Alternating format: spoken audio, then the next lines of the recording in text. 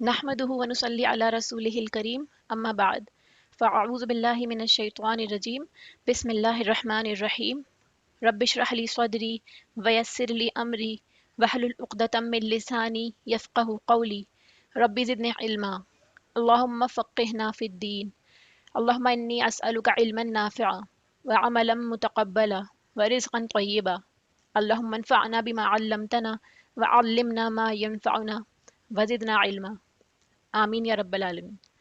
السلام علیکم ورحمۃ اللہ وبرکاتہ۔ آج کا ہمارا سبق آیت نمبر 63 سے لے کے 73 تک ہے۔ بنی اسرائیل کے کچھ اور انسیڈنٹس کے بارے میں ذکر ہے، خصوصی طور پر دی انسیڈنس آف دی کاؤ، یعنی جس کی وجہ سے اس سورت کو نام ملا ہے، جس انسیڈنس کے اوپر اس سورہ کا نام رکھا گیا ہے، آج اس انسیڈنس کے بارے میں انشاءاللہ تعالی ہم تفسیر کے ساتھ پڑھیں گے۔ اپنے قرآن پاک اوپن کر لیجئے، اگر آپ لوگوں نے وہ سپارے ورڈ ٹو ورڈ لے لیے ہیں یا پھر آپ کے پاس PDF ہیں تو آپ اس کو اوپن کر لیجئے۔ ہم روٹ ورڈز کو دیکھتے ہوئے انشاءاللہ آگے بڑھیں گے۔ اعوذ باللہ من الشیطان الرجیم، بسم اللہ الرحمن الرحیم۔ وَإِذْ أَخَذْنَا، اور جب لیا ہم نے، اخذا میں نے آپ کو بتایا ہے اخذا لینے کے لیے استعمال ہوتا ہے، اور اخذنا یعنی لاسٹ میں نون الف لگایا ہے، ہم نے لیا، ہم نے میثاقکم، میثاق آپ کو بتایا تھا، میثاق کہتے ہیں پکے وعدے کو، عہد کو، وہ وعدہ جو مضبوطی کے ساتھ آپ نے جس کو بہت زیادہ مضبوط کیا ہو، ٹھیک ہے۔ تو میثاق جو ہے اس کا روٹ کیا ہے؟ واو، سا اور قاف، نوٹ کر لیجیے ابھی ایسے ہی، ٹھیک ہے۔ ورفعنا، اور اٹھایا ہم نے، رفع کرنا آپ کو پتہ ہی ہے، رفع کرنا بلندی پہ لے کے جانا، اوپر اٹھانا، اس کے لیے استعمال ہوتا ہے ورفعنا۔ اس کا روٹ کیا ہے؟ رفع، را، فا اور عین، کیونکہ یہ جو واو ہے یہ واو جوڑنے کے لیے استعمال ہوتا ہے جس کا معنی ہوتا ہے اور، یہ روٹ نہیں ہوتا۔ ورفعنا، اور اٹھایا ہم نے، فوقکم، فوقکم تمہارے اوپر، فوق اوپر کے لیے استعمال ہوتا ہے۔ الطور، یہاں پہ طور پہاڑ کے بارے میں بات ہو رہی ہے، ماؤنٹ طور کے بارے میں بات ہو رہی ہے، ٹھیک ہے۔ وہ پہاڑ جس میں سبزہ اگا ہوا ہو، اگر ہم عربی زبان میں دیکھیں گے تو وہ پہاڑ جس میں سبزہ اگا ہوا ہو، اور الف لام لگا کے یہاں پر اسے خاص کر دیا گیا، یعنی وہ مخصوص پہاڑ، وہ اسپیسیفک ماؤنٹین جو جزیرہ سینا میں تھا جہاں پر بنی اسرائیل تھے۔ خذو، پکڑو، یہ اس کا بھی روٹ وہی ہے سیم جیسے یہاں پہ تھا، حمزہ، خا اور زال، بیکاز یہ آرڈر کے لیے استعمال ہوا ہے۔ جب بھی آرڈر کے لیے استعمال ہوتا ہے کوئی ورڈ، جب اللہ تعالیٰ حکم کر رہے ہوتے ہیں اسے فعل امر کہتے ہیں۔ ابھی آپ صرف اس کو نوٹ کر لیجئے، انشاءاللہ آپ کے کانوں میں آواز جاتی جائے گی تو آپ کو آگے بھی میں بتاتی جاؤں گی، پڑھنے میں انشاءاللہ بہت آسانی ہوگی۔ تو خذو مطلب پکڑو، ما آتیناکم جو عطا کیا ہم نے تمہیں، عطا کیا یا دیا، کیونکہ عطا یہاں پہ اس کا روٹ آ رہا ہے، دیکھیے آپ، تو اتیناکم، آتیناکم یعنی ہم نے تمہیں دیا، کم جو ہے لاسٹ میں یہ ضمیر ایڈ ہوا ہے، تم کو دیا، اس کے لیے استعمال ہوتا ہے۔ بقوتن، قوت کے ساتھ، وذکرو اور یاد کرو، ما فیہ جو اس میں ہے، لعلکم تاکہ تم، تتقون تم تقوی اختیار کرو یا تم بچ جاؤ، اس کا روٹ بھی وہی ہے جو تقوی کا روٹ ہے، واو، قاف اور یا۔ ثم، ثم کا معنی کیا ہوتا ہے؟ پھر، جب بھی کہیں ثم آئے گا تو اس کا معنی پھر ہی ہوگا، ٹھیک ہے۔ تولیتم، تولیتم اس کا روٹ کیا ہے؟ واو، لام اور یا، ٹھیک ہے۔ اور یہ تم لاسٹ میں جو ہے یہ اس کا ضمیر ہے جو جس کی طرف تم کی طرف اشارہ ہو رہا ہے، یعنی تم پھر گئے۔ ولی بھی آپ نے سنا ہے، ولی کیا ہوتا ہے؟ جس کی طرف انسان ٹرن کرتا ہے، جس کی طرف انسان ڈیپینڈ کرتا ہے، ایسے ہی اس کو منہ موڑنے کے لیے استعمال ہوتا ہے، یعنی کسی چیز سے آپ نے اپنا منہ پھیر دیا، منہ اپنا اس کی طرف سے کسی اور جانب پھیر دیا منہ، ٹھیک ہے۔ پیٹ پھیرنا، منہ پھیرنا، یا پھر اس کے پاس سے بھاگ جانا، اس سب معنوں میں بھی اس کو استعمال کرتے ہیں۔ پھر گئے تم یا تم نے منہ موڑ لیا، من بعد ذالک اس کے بعد، فلولا، فا کا مطلب ہوتا ہے پس یا پھر تو، لولا اگر، اور یہ لا جو ہے وہ یس اور نو والا جو لا ہوتا ہے نا، لا مطلب نہ اور نعم مطلب ہاں، تو اگر نہ ہوتا، فضل اللہ اللہ کا فضل، علیکم تم پر، ورحمتہ اور اس کی رحمت، لکنتم البتہ، یہ جو لام زبر لا اسٹارٹنگ میں اس کا معنی ہوگا البتہ، ٹھیک ہے۔ البتہ کن تم ہو جاتے تم، سنا ہے آپ نے کن، کن فیکن، یعنی جب اللہ تعالیٰ کہتا ہے کن تو چیز ہو جاتی ہے، تو یہ وہی والا کن ہے بیچ میں، جیسے کانا بھی ہوتا ہے اور ایسے ہی کن ہے، تو تم ہو جاتے، من الخاسرین खासिरीन में से। खासिरीन कौन होते हैं? खसारा पाने वाले, नुकसान उठाने वाले। फिर देखिए, वलक़द अलिमतुम, और अलबत्ता तहकीक, जब भी यहाँ कद आएगा तो किसी बात को जोर देने के लिए इस्तेमाल होता है, और इसका माना इसी तरह लिखा जाएगा अगर आप वर्ड टू वर्ड पढ़ रहे हैं तो। रवानगी में तर्जुमा जो है इसका, उसमें आप अलबत्ता तहकीक नहीं लिखेंगे, ठीक है। तो यानी स्टार्टिंग में अगर कद आ रहा है, इसका मतलब किसी बात पे आप जोर दे रहे हैं, किसी बात को आगे आने वाली को समझा रहे हैं। और अलबत्ता तहकीक, अलिम तुम, जान लिया तुमने, अल्लजीना, उनको जो, इअतदौ, जो हद से निकल गए। इअतदौ का रूट भी वही है जो अदावत का आपको बताया था, लास्ट क्लास में भी था, आयन दाल और वाव, यानी जिन्होंने ज्यादती की।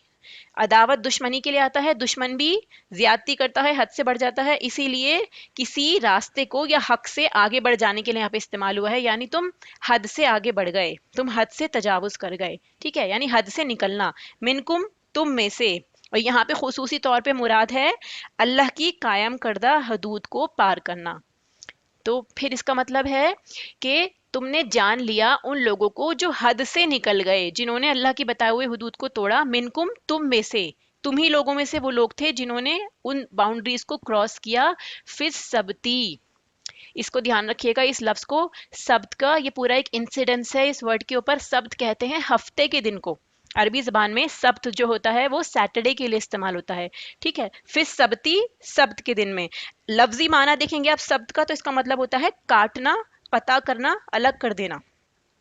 यहाँ पर जो हम इस्तिलाही माना लेंगे कॉन्टेक्स्ट के हिसाब से, तो इसका माना क्या है? आराम का दिन, वो दिन जिस दिन इंसान सारे कामकाज से कट के अलग हो जाता है और सिर्फ आराम में मशगूल हो जाता है, इबादत और आराम में मशगूल हो जाता है। ये उनकी शरीयत में सैटरडे का दिन इसी तरह से इबादत के लिए मखसूस था, जैसे मुसलमानों के लिए अल्लाह सुब्हानहू व तआला ने जुम्मे का दिन करा है, ठीक है। फ़कुल ना, तो कहा हमने, लहुम, उनसे, कूनू, हो जाओ, ये भी ऑर्डर है, फेले अम्र में आ रहा है ये, हो जाओ, क़िरदतन। क़िरदतन किसको कहते हैं? क़िरदुन कहते हैं अरबी में बंदर को। और खासीन, खासीन जो है इसका रूट क्या है? खा, सीन और हमजा। इसका मतलब होता है थकना, जलील होना, धुतकारा जाना। तो इसका क्या मतलब हुआ? स्पेशली इसको किसके लिए इस्तेमाल करते हैं? डॉग को धुतकारने के लिए इस्तेमाल होता है, यानी रहमत से दूर हो जाना। तो अल्लाह सुब्हानहू व तआला ने उन लोगों को क्या कहा नाराज होके, कि तुम बंदर और जलील और ख्वार हो जाओ, रुसवा हो जाओ, अल्लाह की रहमत से दूर हो जाओ। क्यों? क्योंकि आप देखेंगे ऊपर, इतदऊ, वो हद से निकल गए थे, जो अल्लाह ने उनको कहा था कि यहाँ पर स्टॉप करना है, उसको उन्होंने क्रॉस कर दिया था। फजअलनाहा, फजअलनाहा में फा अलग है, तो जाला, बनाया, ना, हमने, और हा जो है लास्ट में, उसको, यानी उस वाक़े की तरफ बात हो रही है। तो बनाया हमने उस वाक़े को, इसलिए वाक़या यहाँ पे ब्रैकेट में लिखा हुआ है, क्योंकि इसका मीनिंग आपको समझना है कि किसके बारे में बात हो रही है। और ये हा जो है, ये मैंने आपको बताया था, ये ज़मीर होती है, ठीक है। नकालन, नकालन किसके लिए इस्तेमाल होता है? इबरत के लिए, ठीक है। अगर आप इसको देखेंगे तो नकलुन कहते हैं जानवर की बेड़ी को, इसका रूट क्या है? नून, काफ और लाम, ठीक है। तो लगाम क्योंकि इंसान को रोकने का काम करती है, यूजुअली एनिमल्स को रोकने का काम करती है, इसका लफ्जी मायना है बंदिश, रुकावट, जो गलत काम से रुकावट बनती है। तो मफहूम इसका ये है, ऐसी इबरतनाक सजा जिसको देखकर दूसरे लोग गलती से बचते हैं, वो उनकी गलती में, उनके गुनाह में रुकावट का काम करती है। तो इसलिए कुरान पाक में जब भी कभी आगे ये लफ्ज आएगा नकाला, नकालन, इसका माना क्या होगा? इबरतनाक सजा, वो सजा जो लोगों को गुनाहों से रोके। लिमा, उनके लिए जो, बैना यदैहा, बैन कहते हैं दरमियान को, ठीक है, और यद कहते हैं हाथ को। यदुन अरबी जबान में हाथ के लिए इस्तेमाल होता है, और हा जो है ये जमीर है, यानी उनकी तरफ बात हो रही है। जैसे इस बैना यदैहा, उनके सामने जो था उसके बारे में बात हो रही है। तो यहाँ पर दोनों को मिला के क्या बन गया? बैना यदैहा, यानी जो दरमियान है उनके हाथों के। उनके हाथों के दरमियान का क्या मतलब हुआ? यानी जो आप अपने हाथ देखिए, आपके हाथ आपके सामने आएंगे, तो आपके हाथों के दरमियान क्या है? आप अपने आप को इमेजिन करें तो, आपके हाथ जब आप आगे फैलाते हैं, तो इसका क्या मतलब होता है? कि वो चीज़ आपके सामने आ गई, आपके हाथ आपके सामने आ गए। तो इसका मतलब ये लिया जाता है बैना यदैहा, ٹھیک ہے، اس کا مطلب ہوگا سامنے، جو چیز آپ کے فرنٹ میں ہوتی ہے. جب بھی قرآن پاک میں بین یدیہا آئے گا یعنی ان کے ہاتھوں کے درمیان، ان کے سامنے، تو اس کا مطلب ہی یہ لیا جائے گا کیونکہ ہاتھ انسان کے آگے ہوتے ہیں، ان دونوں ہاتھوں کے درمیان یعنی سامنے. ٹھیک ہے، I hope it is clear. تو وہ لوگ جو اس دور میں موجود تھے ان کے لیے عبرت بنایا اللہ تعالیٰ نے، یعنی جو لوگ ان کے سامنے موجود تھے ان لوگوں کے، کن کے، جن پہ عذاب آیا. ٹھیک ہے، کیونکہ وہ لوگ موجود تھے. اور آگے دیکھیے وما خلفہ، اور جو ان کے بعد ہوں گے. یہ خلفہ آیا، اس کا مطلب کیا ہے؟ پیچھے. خلف بیک کو کہتے ہیں، تو ان کے پیچھے یعنی ان کے بعد آنے والے لوگ. وموعظتن، موعظہ کس کو کہتے ہیں؟ موعظہ کا روٹ دیکھیے، واو عین اور ضاد، زواں. ٹھیک ہے، تو واز آپ نے سنا ہے، واز و نصیحت کرنا، ایسی نصیحت جو دل پہ اثر کرے. ٹھیک ہے، وائز کون ہوتا ہے؟ جو نصیحت کرتا ہے. اور یہ اسپیشلی جو ہے کسی ایسے کام کی نصیحت کے لیے جو انسان کو غلطی سے روکے، اس کو یاد دلائے، بھلائی کی طرف لے کے جائے، ایسی نصیحت کے لیے واز کا لفظ استعمال ہوتا ہے. تو موعظہ کیا ہوا؟ ہر وہ نصیحت جو واز بن جاتی ہے، جو انسان کو بھلائی کی طرف لے کے جائے. صرف آپ کسی برائی کے لیے، کسی انٹرٹینمنٹ کے لیے کسی کو نصیحت نہیں کرتے. جو نصیحت دل پر اثر کرتی ہے، انسان کو تقوی کی طرف مائل کرتی ہے، اس کے لیے خصوصی طور پہ موعظہ کا، یہ واعظ کا لفظ استعمال ہوتا ہے. پھر دیکھیے للمتقین یعنی تقوی والوں کے لیے، وہی لوگ جو اللہ سے ڈرتے ہیں وہی اس سے واقعے سے عبرت حاصل کر سکتے ہیں. وَإِذْ قَالَ موسیٰ، اور جب کہا موسیٰ نے، لِقَوْمِهِ اپنی قوم سے، ان اللہ بے شک اللہ تعالی، یأمرکم، یأمر میں امر اس کا روٹ ہے حمزہ میم اور را، تو یأمرکم وہ حکم دیتا ہے تم کو. یہ جو یا اسٹارٹنگ میں آیا ہے نا، یہ پریفکس ہے جو علامت مضارع یعنی فیوچر اور پریزنٹ ٹینس کے لیے میں نے آپ کو بتایا تھا، اس کے لیے استعمال ہوتی ہے. انشاءاللہ میں اس کے بارے میں دھیرے دھیرے آپ کو بتاتی جاؤں گی، ابھی ون بائی ون لیں گے. ان تذبحو، ان کا مطلب ہوگا کہ، تذبحو تم ذبح کرو، بقرہ ایک گائے کو. بقرہ جو ہے اس کا روٹ کیا ہے؟ با، قاف اور را. لفظی معنی کیا ہوتا ہے اس کا؟ زمین کو کھودنا، کوریدنا. ٹھیک ہے، یہ اس میں جنس ہے. اس میں جنس کا کیا مطلب ہے؟ مذکر کے طور پہ بھی استعمال ہوگا، مؤنث کے طور پہ بھی استعمال ہوگا، واحد کے طور پہ بھی، اور جمع یعنی ایک گائے کے بارے میں بات ہو رہی ہے یا پھر زیادہ گائے کے بارے میں. یعنی ایک سمجھ لیجئے جیسے آپ بولتے ہیں نا دا کاؤ گیوز ملک، تو یعنی اس میں ایک کاؤ کے بارے میں بھی بات ہو سکتی ہے، اور یہ بھی کہ ساری گائیں جو ہیں وہ دودھ دیتی ہیں. تو اسی لیے یہ ایک گائے کے بارے میں یا پوری ان کی جمع کے طور پہ بھی استعمال ہوتا ہے. ٹھیک ہے، تو اس کا مطلب کیا ہوا؟ کھریدنا، کوریدنا یا کھودنا. ٹھیک ہے، تو ریسرچ کرنے کے لیے بھی اس کا استعمال کر سکتے ہیں اگر آپ لفظی معنی میں استعمال کریں نا اس کو. اور بقرہ یہاں پہ اوبیسلی گائے کے معنوں میں آیا ہے، کیونکہ گائے بھی کوریدتی ہے، کھودتی ہے، آپ کو پتا ہے. قالو انہوں نے کہا، اتتخذنا، اتتخذنا کا روٹ بھی اخذا ہے، سنا سنا لگ رہا ہے. اگر آپ دھیان دیں گے الفاظ پہ تو آپ کو سمجھ میں آنے لگے گا انشاءاللہ. گرامر کے رولز کے علاوہ اگر آپ روٹ پہ دھیان دیں گے تو اس کا معنی آپ سمجھنے لگ جائیں گے. پھر جب انشاءاللہ گرامر سیکھیں گے آپ تو پھر ان کو ڈفرینشیٹ کرنا آپ کو آ جائے گا. اتتخذنا کیا تم بناتے ہو نہ ہمیں، حضوا. حضوا کیا ہے؟ حضوا کہتے ہیں مذاق کے لیے استعمال ہوتا ہے. ہا زال اور واو اس کا روٹ ہے مذاق اڑانا. ٹھیک ہے، قال اعوذ باللہ، کس نے کہا؟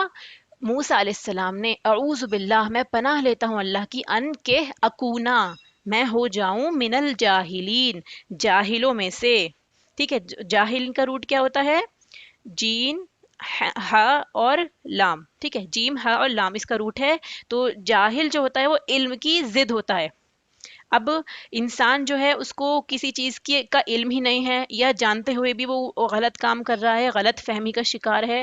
وہ تمام معنی اس میں لیے جا سکتے ہیں. کسی کام کو جس طرح کرنا چاہیے اس طرح نہ کرنا بھی جہالت ہے، یا پھر جس طرح بتایا گیا ہے اس کے اپوزٹ کرنا، یا پھر اس کو جاننے کی کوشش بھی نہ کرنا، ذہن کا بالکل علم سے خالی ہونا. یہ تمام چیزیں جہالت میں آتی ہیں. ٹھیک ہے، تو سب سے پہلے تو یہی ہے درجہ کہ انسان جو ہے جانتا ہی نہیں ہے، لا علمی. پھر دوسرا غلط فہمی ہے کہ اس کو لگتا ہے کہ کچھ اور ہے، حالانکہ وہ مس انڈرسٹینڈنگ کا شکار ہے. اور تیسرا درجہ ہے کہ پتہ ہونے کے بعد بھی جان کر بھی وہ کام نہ کرنا، یہ عملی جہالت ہوتی ہے. ٹھیک ہے، تو یہ ہو گیا جاہل، جاہل کا معنی. قالو انہوں نے کہا، ادعو لنا ہمارے لیے دعا کرو. ٹھیک ہے، تو دعا کرنے کے لیے کہا. دعا کا روٹ کیا ہوتا ہے؟ دال عین اور واو. तो लना हमारे लिए, रब्बका अपने रब से, युबय्यिन लना वो वाज़ेह कर दे, वो बयान कर दे, ठीक है, हमारे लिए, माहिया, माहिया यानी वो कैसी हो, किसके बारे में बात हो रही है, गाय के बारे में, कि वो कैसी हो। कौला इन्नहु कहा, बेशक वो, यकूलू वो फरमाता है, यानी अल्लाह सुब्हानहू व तआला फरमाते हैं, इन्नहा कि बेशक वो, बकरतुन गाय, ला फारिजुन ना बूढ़ी हो। फारिजुन का रूट क्या है, फा रा और ज़ाद, यानी फारिज कहते हैं, लफ्जी माना आप देखेंगे तो किसी ठोस या सख्त चीज के काटने को कहते हैं। फराजा जो है वो किसी ठोस या सख्त चीज को काटना, जैसे किसी लकड़ी को काटना। और यहाँ वो गाय जिसने अपनी जवानी काट ली हो, उस गाय के बारे में बात हो रही है जो अपनी जवानी काट चुकी हो, बुढ़ापे में पहुंच गई हो, उसका गोश्त उससे कट गया हो, खत्म हो गया हो, ठीक है, अब वो सिर्फ ढांचे की तरह एक कमजोर सी बुढ़िया गाय रह गई हो। तो यहाँ पे समझाने का मतलब ये है कि माने के तौर पे आप लेंगे तो बूढ़ी है, लेकिन ये वर्ड बना कहाँ से, क्योंकि फर्ज तो आपने सुना होगा, जैसे नमाज फर्ज है, रोजा फर्ज है, तो इसका मतलब क्या हुआ, इसीलिए ये गहराई में जाना इंपॉर्टेंट है, ताकि आप एक माने से कॉन्टेक्स्ट के हिसाब से दूसरा माना समझ सके। किसी ठोस सख्त चीज का काटना, ठीक है। वला बिक्र और ना वो छोटी हो। बिक्र इसका रूट क्या है, ब काफ और राही है इसका रूट, यानी नौजवान जो अभी बिन ब्याही हो, ठीक है। बाकरा भी आपने सुना होगा, ये कॉमनली यूज भी होता है, यानी अभी जिसने बच्चा ना दिया हो, खुसूसी तौर पे जो उम्र में छोटी हो गाय, यानी वो गाय कैसी हो, ना ही वो बूढ़ी हो ना ही वो छोटी हो उम्र की। अवानुन औसत उम्र की हो। वो मादा मुअन्नस चाहे इंसान या जानवर जिसने कई दफा बच्चा दिया हो, उसके लिए ये लफ्ज इस्तेमाल करते हैं, दरमियानी उम्र के लिए, ठीक है। अवान उसको कहते हैं जो मवेशियों में यूजुअली इस्तेमाल करते हैं, तो दरमियाना उम्र की, मिडिल एज। बैना जालिक दरमियान इसके, यानी वो बीच की, मिडिल एज की हो।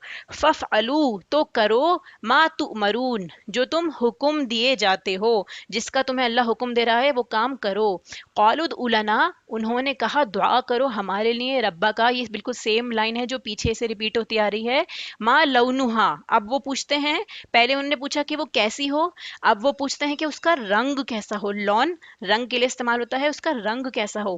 कौला इन्नहु फरमाया कि बेशक वो, यकूल वो फरमाता है, इन्नहा कि बेशक वो गायें, बकरा सफरा जर्द रंग की हो। सफरा जो है वो जर्द रंग के लिए इस्तेमाल होता है, जर्द मतलब जैसे एग योक का कलर होता है ना, इस तरह से जर्द रंग के लिए। फाक़िउन खूब गहरा हो। फाक़िउन उनका रूट क्या है, फा कौफ और ऐन, खूब तेज, चमकदार, शोखदार या गोल्डन के लिए इस्तेमाल होता है, ठीक है। फाक़िय रौनक के लिए भी इस्तेमाल करते हैं, किसी चीज में स्पार्क होना उसके लिए इस्तेमाल करते हैं, यानी वो बिल्कुल खालिस रंग की हो। लौनुहा उसका रंग, तसुर्रु जो सुरूर पैदा कर दे। सुरूर किसके लिए होता है, खुशी के लिए, मुसर्रत पैदा करना, कि इंसान खुश हो उसको देखकर। नाजिरीन, नाजिरीन कौन है, नजरा से बना है, यानी देखने वाले, देखने वाले खुश हो जाएं। कौलुद उलना उन्होंने कहा, हमारे लिए, रब्बा का अपने रब से, वाजह कर दे, युबय्यिन लना हमारे लिए, माहिया कैसी हो वो, इन्नल बकरा बेशक, बकरा यानी गाय, तशाबहा मुतशाबे हो गई। तशाबा आपने पीछे भी पढ़ा है, मुतशाबे हो जाना, मिलजुल जाना एक दूसरे में, यानी वो कंफ्यूज हो गए, अलैना हम पर, सारी गायें जो है हमारे माइंड में मिक्सअप हो गई, हमें नहीं समझ में आ रहा, और क्लियर कीजिए। हालांकि जितने ऊपर अल्लाह ताला ने क्लियरेंस दे दी, इतनी सारी चीजें बता दी, उसके बावजूद भी उनको अभी समझ में नहीं आ रहा, तो ये महज उनकी तावीलात थी, बहाने थे, ताकि उनको ज़िबह ना करना पड़े। व इन्ना और बेशक हम, इंशाअल्लाह, इंशाअल्लाह का मतलब आप देखिए, अगर आप लोगों को अभी तक इसका मीनिंग नहीं पता तो आप यहाँ से इसको याद करिए। इन अगर, शाह चाहा, अल्लाहु अल्लाह ने, तो जब भी हम इंशाअल्लाह बोलते हैं इसका मतलब अगर अल्लाह चाहे तो, ठीक है। तो जब भी हम कोई काम करें अगर इंशाअल्लाह बोलें, तो इस बात का ध्यान रखें कि हमने अल्लाह को शामिल कर लिया, तो अब हमें वो काम करना ही है। इंशाअल्लाह बोलने का मतलब काम को टालने का नहीं होता, जिस तरह आजकल हम सब लोगों का रवैया हो गया है कि इंशाअल्लाह बोल के काम टाल देते हैं। आपने अल्लाह को बीच में ले लिया, अब आपको वो काम करना ही है। लमुहतदून अलबत्ता हिदायत पाने वाले हैं। ला जो है ये अलबत्ता के लिए, मुहतदून कौन, हिदायत पाने वाले, यानी अल्लाह ने चाहा तो हम जरूर समझ जाएंगे कि आप किस गाय के बारे में बात कर रहे हैं। قال انہو کہا بے شک وہ، یقول انہا وہ فرماتا ہے کہ بے شک وہ، بقرتن ایسی گائے ہو، لا ذلول نہ جتی ہوئی ہو. ذلول کس کے لیے کہتے ہیں؟ کمزور ہونے کے لیے. جو یہ اس کا روٹ ہے نا، زال لام اور لام، یعنی تابع ہونا، نرم پڑ جانا، کمزور ہو جانا. وہ سواری جو منہ زوری کے بعد متی ہو جائے، یعنی ایک ایسا جانور جو پہلے تو منہ زوری کرتا ہے، بھاگتا دوڑتا ہے، لیکن اس کے بعد وہ متی ہو جاتا ہے. ٹھیک ہے، جو اس کا مالک ہے اس کے لیے ڈسپلن میں آ جاتا ہے. ٹھیک ہے، تو وہ جتی ہوئی ہو یعنی کہ وہ کام کرنے والی ہو، وہ ہل چلاتی ہو. تسیرو وہ ہل چلاتی ہو، کہاں پر؟ زمین میں. ٹھیک ہے، تو تسیرو کا کیا مطلب ہوا؟ تسیرو کا روٹ کیا ہے؟ سا، واو اور را. سور جو ہے وہ بیل کے لیے بھی استعمال ہوتا ہے، جو اس کا کام کرتا ہے، کھودنے کا کام کرتا ہے. یوزولی وہ حرکت دیتا ہے، موومنٹ دیتا ہے، کوریدتا ہے اور زمین اوپر نیچے کرتا ہے. آپ امیجن کریں ایک بیل ہے اور وہ کیا کر رہا ہے؟ جب اس کو کھیت میں چلایا جا رہا ہے، وہ زمین کو کورید رہا ہے، اوپر نیچے کر رہا ہے، مکسنگ کر رہا ہے، تاکہ اس جگہ میں بیج ڈالنے میں آسانی ہو جائے. ٹھیک ہے، تو عمل اثارہ بھی کہتے ہیں ہوا، پانی اور اس کا وہ اس والے علم کو جو ہوا کا پانی میں بدلنا اور اس کے بعد بادل میں بدلنا، یعنی واٹر سائیکل کے لیے. ٹھیک ہے، تو اس کے اندر ڈفرینٹ ڈفرینٹ چینجز آتے ہیں. ایسے ہی جب ہل چلاتا ہے بیل، تو اس کی مٹی اڑتی ہے، اوپر جاتی ہے، اس جگہ میں گڈھا بنتا ہے، تو اس سے موومنٹ ہوتی ہے اس جگہ میں. تو کسی چیز کو حرکت دے کے اس کی گہرائی کی چیزوں کو نکالنا یا تہ تک جانا، اس کے لیے یہ لفظ استعمال ہوتا ہے.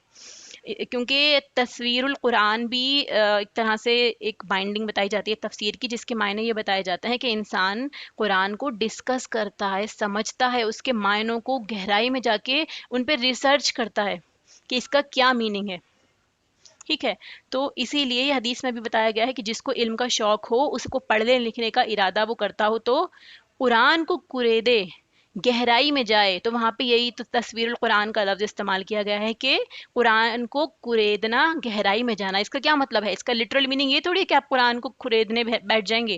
مطلب یہ ہے کہ اس کے معنوں کو کریدنا. آپ یہ دیکھنا کہ جیسے ابھی آپ یہ سمجھ رہے ہیں کہ ایک لفظ اس طرح سے آیا ہے، لیکن عربی میں اس کا کیا میننگ ہے، یہ اس طرح سے کیسے بنا، اور یہ آیت ہم کو کیا بتا رہی ہے. تو جو شخص علم کا شوق رکھتا ہو، تو اس کو اسی طرح سے قرآن کو سمجھ کے پڑھنا چاہیے. پھر دیکھیے، ولا تسقل ہرس، اور نہ وہ سیراب کرتی ہو. تسقی جیسے وَإِذِ اسْتَسْقَىٰ لاسٹ آیات میں آیا تھا، استسقا کس کے لیے استعمال کرتے ہیں؟ پانی پلانے کے لیے، سیراب کرنے کے لیے. ٹھیک ہے، سیراب ہونا مطلب آپ نے اچھے سے پانی پی لیا. ٹھیک ہے، تو ایسے ہی ہرس کہتے ہیں کھیتی کو. ٹھیک ہے، یہ بتایا جاتا ہے کہ ایک طالب علم بھی جو ہے، جو اسٹوڈنٹ آف نالج ہے، وہ بھی کسان کی طرح ہی ہوتا ہے کہ وہ پہلے زمین کو نرم کرتا ہے، یعنی وہ غور و فکر کرتا ہے، پھر کیا کرتا ہے؟ ہل چلا کر، کھود کر، اور مائنڈ کے اندر چیزوں کو ڈائگنوز کرنے کی، غور و فکر کرنے کی کوشش کر رہا ہوتا ہے، توجہ دیتا ہے، باتوں کو جوڑتا ہے ایک دوسرے سے. اسی لیے وہ بھی اپنے دماغ میں کیا کرتا ہے؟ مائنڈ کو اپنے اوپر نیچے کر رہا ہوتا ہے، اور اس میں اپنے مائنڈ کو حرکت دیتا ہے اور فٹ کرنے کی کوشش کرتا ہے اس کے لاجکس کو. تو اسی طرح سے اس کا معنی بھی بتایا جاتا ہے، جیسے میں نے آپ کو بتایا تسیر کا. ٹھیک ہے، مسلمۃ لا شیۃ فیہا، مسلمۃ جو صحیح سلامت ہو، لا شیۃ فیہا نہ کوئی داغ ہو اس میں. شیعہ جو ہے یہاں پہ یہ واو شین اور یا اس کا روٹ ہے. داغ کے لیے استعمال ہوتا ہے، نشان کے لیے استعمال ہوتا ہے. ٹھیک ہے، کوئی بھی ایسا اسپاٹ جو انسان کو آئیڈینٹیفائی کرنے میں آسانی کرے. ٹھیک ہے، تو اصل معنی اس کا کیا لیا جاتا ہے یہاں پہ کہ کسی چیز میں اس کے تمام رنگوں کے خلاف ایک رنگ، ایک چیز ہونا، ایک مارک ہونا. جیسے فل باڈی کلر وائٹ ہے، لیکن باڈی پہ ایک بلیک مارک ہے. ٹھیک ہے، تو وہ کیا کرتا ہے؟ آئیڈینٹیفائی کرتا ہے. تو یہی داغ جو ہے، یہ اس کی باڈی پر کوئی داغ نہ ہو، یہ آئیڈینٹیفیکیشن دی. قالوا الآن جئت بالحق، انہوں نے کہا الآن، اب آئے ہو تم. الآن کے لیے، الآن کا کیا مطلب ہوتا ہے؟ Right now, there and then, اس کے لیے استعمال ہوتا ہے کہ اب، یہاں پر یہ وقت، اس وقت میں یہ کام ہوا. جئتا، جئتا بالحق یعنی تم آئے ہو حق کے ساتھ. فذبحوها، پھر انہوں نے ذبح کیا اس کو. ٹھیک ہے، وما کادو یفعلون، اور نہ کادو جو ہے یہ قریب افعال مقاربہ کے طور پہ استعمال ہوتا ہے، مطلب کسی چیز کا قریب ہونا، کہ قریب ہے، اٹ از ویری نیئر کہ ایسا ہو جائے. تو قریب ہے کہ ना करीब था कि वो ये काम करेंगे, लगता नहीं था कि वो ज़िबाह करेंगे। वइज़ क़तलतुम नफ्सन, और जब कत्ल किया तुमने एक नफ्स को, एक जान को, फद्दारअतुम, फद्दारअतुम में मतलब जैसे इसको कहते हैं एक दूसरे पर डालने के लिए, तुम एक दूसरे पर उस इल्जाम को डाल रहे थे। दरउन इसका रूट है, दरउन कहते हैं फेंकना, ठीक है, एक के बाद एक दूसरे पे फेंकना, यानी आप भी उसको एडमिट नहीं कर रहे हो, सामने वाले पे इल्जाम डालने की कोशिश कर रहे हैं। तो रूट इसका क्या होगा? दाल, रा और हमजा। तो यानी झगड़े में एक दूसरे के ऊपर इल्जाम डालना। वो एक दूसरे पे इल्जाम डाल रहे थे, फीहा इस बारे में, इस कत्ल के बारे में वो एक दूसरे पे इल्जाम डाल रहे थे। वल्लाहु मुखरिजुम मा कुंतुम तक्तुमून, अल्लाह ताला वो निकालने वाला था, मा कुंतुम जो तुम छुपा रहे थे, कतमा छुपाने के लिए इस्तेमाल होता है। फ़कुल नज़रिबूहु, तो हमने कहा इज़रिबू, मारो, हु उसको, यानी उसको मारो, बिबाज़िहा साथ उसके बाज हिस्से के, यानी उस गाय को या फिर जो इंसान जो कत्ल हुआ उसके एक हिस्से को, ये आपको मैं तफसीर में बताऊंगी, उसके एक हिस्से को दूसरे हिस्से पर मारो। ये अल्लाह ताला ने उनको कहा, आइडेंटिफाई करने के लिए अल्लाह ताला ने उनको ये बताया कि तुम इस तरह करो। कज़ालिका युह्यिल्लाहु, इसी तरह युह्यी जिंदा करेगा अल्लाह ताला, अल मौता मुर्दों को, वयुरीकुम और दिखाता है तुमको, वयुरीकुम जो है दिखाने के लिए इस्तेमाल होता है, आयाती ही अपनी निशानियां, लअल्लकुम ताकिलून ताकि तुम अक्ल से काम लो, इसलिए अल्लाह ताला अपनी निशानियां दिखाता है कि इंसान उसमें गौर व फिक्र करे। अब वन बाय वन वर्स लेके चलते हैं। अपने कुरान पाक आप ओपन कर लीजिए, आपके सामने मीनिंग के साथ हो तो पढ़ना आसान हो जाएगा इंशाल्लाह। वइज़ अखज़ना मीसाक़कुम व रफ़अना फ़ौक़कुमुत तूर, याद करो वो वक्त जब हमने तूर को तुम पर उठाया, खुजू मा आतैनाकुम बेकुव्वतिन, और तुमसे पुख्ता वादा लिया, और कहा कि जो बेकुव्वतिन वज़कुरू, के याद रखो, मा फीही जो उसमें है, जो उस किताब में तुमको दिया हमने, उसको याद रखो, उसे मजबूती से थामो, ठीक है। लअल्लकुम तत्तकून, जो भी हिदायत अल्लाह ताला ने उस किताब के जरिए तुम्हें पहुंचाई हैं उनको याद रखो ताकि तुम बच सको। यही तवक्का है कि इसी तरह से ही तुम तकवे की रविश पर चल सकोगे, तकवा इख्तियार कर सकोगे। तो यहाँ पर कुछ इंपॉर्टेंट बातें हैं जो इसी आयत से आपको समझ में आएंगी, आप उनको नोट भी कर सकते हैं अपने पास। सबसे पहली बात, तकवे के हुसूल के लिए अल्लाह ताला ने आपको रूलिंग दे दी है, तालीम, तज़कीर और तकरार। तालीम यानी सबसे पहले आपको इल्म हासिल करना है। इल्म किस चीज़ का? किसी भी चीज़ का, चाहे वो कायनात का हो, अल्लाह की किताब का हो या अल्लाह की ज़ात का हो। अगर आपको इल्म ही नहीं है तो आप अल्लाह से ना डरेंगे और ना ही आप अपनी आखिरत की तैयारी करेंगे। फिर तज़कीर, तज़कीर का मतलब क्या है? जिक्र करना, याद करना, ठीक है। तो आप चाहे अल्लाह का जिक्र करें जिस तरह अल्लाह ने बताया है, या अल्लाह को याद करें, या लोगों के बीच में अल्लाह ताला का तज़किरा करें, वो सारी चीज़ें हिस्से में आ जाएंगी। जो आयत अल्लाह ताला ने बताई हैं निजात की या जिनसे डराया गया है, उनका जिक्र करना, उनको अपने आप को याद दिलाना और एक दूसरे को याद दिलाना। फिर लास्ट में तकरार, तकरार का मतलब है पढ़ते रहिए, कभी नहीं छोड़ना। ऐसा नहीं है कि आपने एक बार पढ़ लिया, जैसे हमारे पीछे चैप्टर्स हैं, आपने एक बार पढ़ लिया तो आपको और मुझे वो समझ में आ जाएंगे, ऐसा बिल्कुल नहीं है। कुरान का ये मोजज़ा है कि हम उनको जितनी बार पढ़ते हैं, हर बार अल्लाह ताला आपको एक ऐसा नया पहलू दिखाता है जो आपको नहीं पता होगा। इतनी बार तफसीर पढ़ने के बाद भी जब कोई नई तफसीर पढ़ते हो या कोई दोबारा से रिवीजन होता है, तो ऐसी ऐसी बातें पता चलती हैं जो अभी तक नहीं मालूम थी। ऐसा लगता है कि अल्लाह ताला ने दोबारा से कुरान पढ़ाया है। तो इसीलिए तकरार करते रही है। इसी तरह से क्या हो सकता है कि इंसान कुरान को याद रखता है, सिर्फ पढ़ना नहीं है कि आपने पढ़ा उतना ही काफ़ी है, रीड करा उतना ही काफ़ी है। जब ज़रूरत पड़ी आपको अमल की, अगर उस वक्त आपको ये आयात याद आ जाती हैं तो सुभान अल्लाह, ठीक है। इसका मतलब यह है कि वाकई आपको फ़ायदा हो गया। वरना क्या होता है कि हम पढ़ते हैं और हम भूल जाते हैं, ठीक है। फिर अल्लाह ताला क्या फरमाता है? याद करो वो वक्त जब हमने तूर को तुम पर उठाया, पहाड़ को तुम पर उठाया और तुमसे वादा लिया। अब किस तरह उठाया होगा पहाड़ को, इसके बारे में अलग अलग राय पता चलती हैं। या तो ये वजह हो सकती है कि पहाड़ जो है वो जड़ों समेत उठा लिया गया, उसको पूरा उखाड़ कर उनके सरों पर लटका दिया गया, उनके उस सरों के सामने खड़ा कर दिया गया। दूसरी राय जो है वो ये कहा जाता है कि वो पहाड़ के नीचे आके खड़े हो गए, اور پہاڑ جب ہلنے لگا، اس میں زلزلہ آیا، تو اس طرح ان کو ایسا لگا جیسے پہاڑ جو ہے وہ زمین سے اٹھ رہا ہے۔ پھر تیسرا یہ بتایا جاتا ہے کہ وہ پہاڑوں کے درمیان دونوں بیچ میں آ کے کھڑے ہو گئے، دونوں پہاڑوں کے بیچ میں، اور وہاں سے وہ ان کو بہت اونچا نظر آیا، تو اس طرح لگا جیسے کہ وہ ان کے سروں پہ آ گیا۔ اللہ عالم جو بھی اس کا معنی ہوگا، لیکن جیسے ہمیں قرآن بتاتا ہے کہ اللہ تعالیٰ نے پہاڑ ان کے سر پہ لا کے کھڑا کیا، ایک طرح سے وارننگ کے لیے، تاکہ انسان ذہن میں یاد رکھے وہ باتیں جو اس میں بتائی ہیں، وہ اپنے ذہن میں، اپنے مائنڈ میں رکھے، اپنے عمل میں لے کر آئے، جو اللہ تعالیٰ نے پیروی کے لیے ہی اتارا ہے۔ اس وقت کی جو ان کی کتاب تھی، جو موسیٰ علیہ السلام کو اللہ تعالیٰ نے تورات دی تھی، وہی ان کی آسمانی کتاب تھی، جس طرح اللہ سبحانہ و تعالیٰ نے اب ہمیں قرآن پاک دیا ہے۔ ٹھیک ہے، تو جیسے موقع پڑے وہ آپ کو حکم یاد آ جائے، وہی سب سے بڑی بات ہے۔ تو واقعے کے بارے میں جیسے آپ کو پتہ ہی ہے کہ بنی اسرائیل کے کچھ لوگوں نے یہ کہا تھا کہ ہم آپ کو نہیں مانیں گے، آپ کی بات نہیں مانیں گے جب تک ہم اللہ تعالیٰ کو اپنے آنکھوں سے نہ دیکھ لیں۔ تو پھر اس پر موسیٰ علیہ السلام 70 آدمیوں کو، جو ان کے لیڈرز تھے، ان کے بڑے تھے، ان کو لے کر طور پہاڑ پہ گئے۔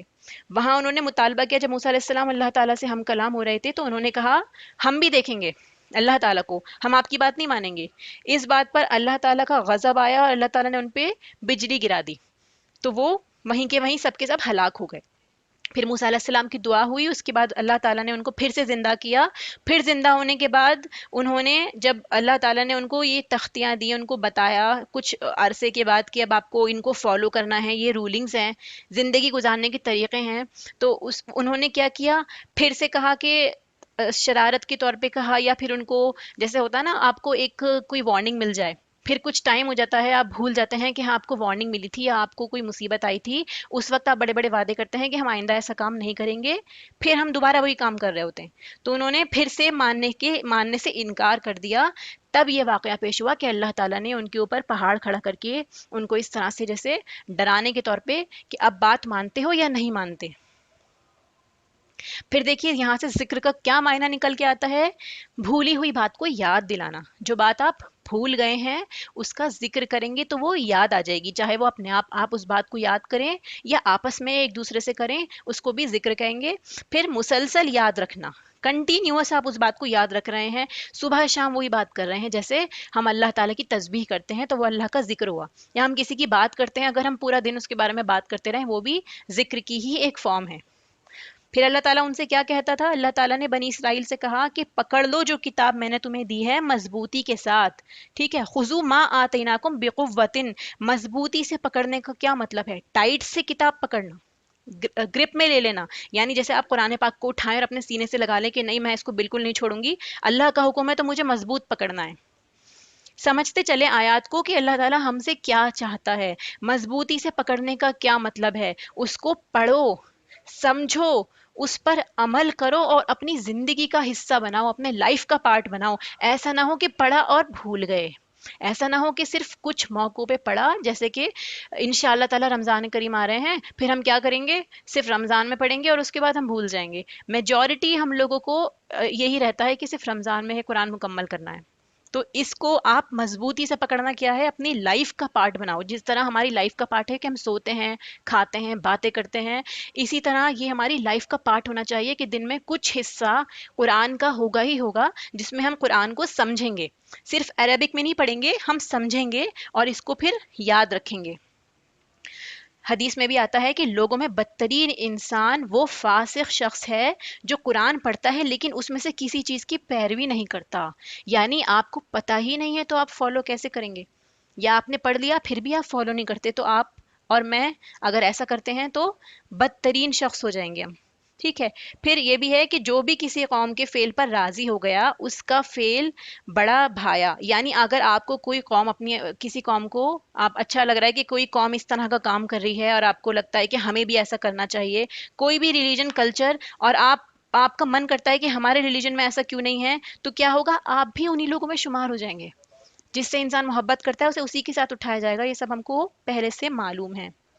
پھر یہاں پہ ایک امپورٹنٹ ورڈ آیا ہے میثاق۔ میثاق کا مطلب ہے پختہ وعدہ، پکا پرومس۔ یہ سورہ آراف میں بھی اللہ سبحانہ و تعالیٰ اس کا ذکر کرتے ہیں، اس وعدے کا، کہ بنی اسرائیل سے جو وعدہ لیا گیا تھا وہ کیا تھا، سورہ آراف کی آیت نمبر 169 سے 171 آپ دیکھیں گے، میں اس کا ترجمہ پڑھ دیتی ہوں. کیا ان سے کتاب میں پختہ وعدہ نہیں لیا گیا تھا کہ اللہ کی طرف بجز حق بات کے اور کسی بات کی نسبت نہیں کرنا، یعنی حق بات کے علاوہ اللہ کی طرف کوئی بات نہ لگانا، اور اس کتاب میں جو کچھ تھا انہوں نے اس کو پڑھ بھی لیا، اور آخرت والا گھر ان کے لیے بہتر ہے جو تقوی رکھتے ہیں. پھر تم کیا نہیں سمجھتے؟ اور جو لوگ اللہ کی کتاب کو مضبوطی سے پکڑتے ہیں اور نماز قائم کرتے ہیں، ہم ایسے نیک کردار لوگوں کا ثواب ضائع نہیں کرتے. اور وہ وقت بھی یاد کرو، وہ وقت بھی قابل ذکر ہے جب ہم نے پہاڑ کو اٹھایا اور ان صاحبان کی طرح یعنی بادلوں کی طرح ان کے سر پر معلق کر دیا، اور ان کو یقین ہو گیا تھا کہ وہ ان پر گرنے ہی والا ہے. اور کہا ہم نے کہ جو کتاب ہم نے تمہیں دی ہے اسے مضبوطی سے پکڑو، اور جو کچھ اس میں ہے اس کو یاد رکھو تاکہ تم متقی بن جاؤ. یہ سورہ اعراف کی آیات میں نے آپ کو پڑھ کے بتائی ہیں. تو اللہ تعالیٰ نے اس واقعے کے بارے میں قرآن میں جگہ جگہ ان کو بتایا ہے کہ آپ کو قرآن کو اپنے اور ان کی کتاب کو مضبوطی سے پکڑنا ہے. اگر ہم لوگ اس آیت کو اپنے اوپر لیں تو ہمیں اپنی کتاب کو، اپنے قرآن کو مضبوطی سے پکڑنا ہے، اپنے عمل میں لانا ہے. پھر ہدایت پر قائم رہنے کے لیے کیا ضروری ہے کہ انسان جو ہے اس کو یاد رکھے. اگر انسان کو وہ چیز یاد ہی نہیں رہے گی تو ہدایت پر رہنا اس کا بہت مشکل ہو جائے گا. پھر یہاں بتایا جاتا ہے کہ دو طرح کے لوگ ہوتے ہیں. ٹھیک ہے، دو طرح کے لوگ، ایک ہوتے ہیں جو وعدہ توڑنے والے ہوتے ہیں، اور ایک ہوتے ہیں جو وعدے کو پورا کرتے ہیں. خصوصی طور پر یہاں پہ اللہ تعالیٰ سے دیے ہوئے وعدے کے بارے میں بات ہو رہی ہے. کون وعدہ توڑتے ہیں؟ فاسق لوگ، نافرمان لوگ. یہ تمام چیزیں پہلے بھی گزر چکی ہیں، یہ ایک طرح سے آپ کے لیے اور میرے لیے ریمائنڈر ہے. وہ لوگ جو اللہ سے وعدے توڑتے ہیں، جو اللہ نے رول سیٹ کیے ہیں ان کو توڑ دیتے ہیں. اور وعدہ پورے کرنے والے لوگ کون ہیں؟ جو اللہ نے حکم دیا ہے وہ ان سب کو پورا کر دیتے ہیں. ٹھیک ہے. حضرت ابو درداء رضی اللہ سے روایت ہے کہ ہم نبی صلی اللہ علیہ وسلم کی مجلس میں بیٹھے ہوئے تھے. آپ نے اپنی نگاہ آسمان کی طرف اٹھائی، پھر فرمایا یہ اس وقت کی بات ہے جب علم اٹھا لیا جائے گا، یہاں تک کہ وہ کسی چیز پر قادر نہیں رہیں گے. ان کو ان کا جو دین ہے، وہ ایمان ہے، وہ یاد نہیں رہے گا. اس وقت کے لوگوں کے بارے میں بات ہو رہی ہے.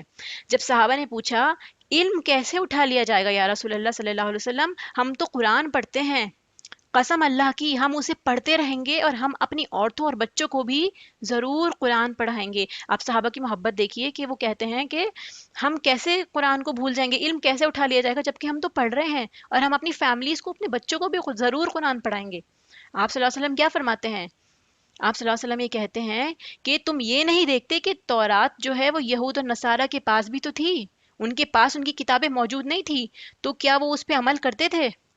کیا وہ کسی کام آتی تھی؟ کیا وہ اسے استعمال کرتے تھے؟ تو ایسے ہی قرآن تو انسانوں کے پاس ہوگا، مسلمانوں کے پاس ہوگا، لیکن نہ وہ اس پہ عمل کرتے ہوں گے، نہ اس کے مطابق اپنی زندگی جیتے ہوں گے. تو علم کا اٹھا لیا جانا یہی ہے. تو مضبوط پکڑنا مطلب کیا ہے؟ اس سے غافل مت ہو جانا، اس کو چھوڑ مت دینا. بالکل ایسا ہے جیسے آپ اپنے بچے سے بولیں کوئی امپورٹنٹ چیز ہے، کوئی شیشے کی چیز، آپ اس کو پکڑائیں چھوٹے بچے کو اور آپ بولیں بیٹا اسے گرا مت دینا، دھیان سے پکڑنا.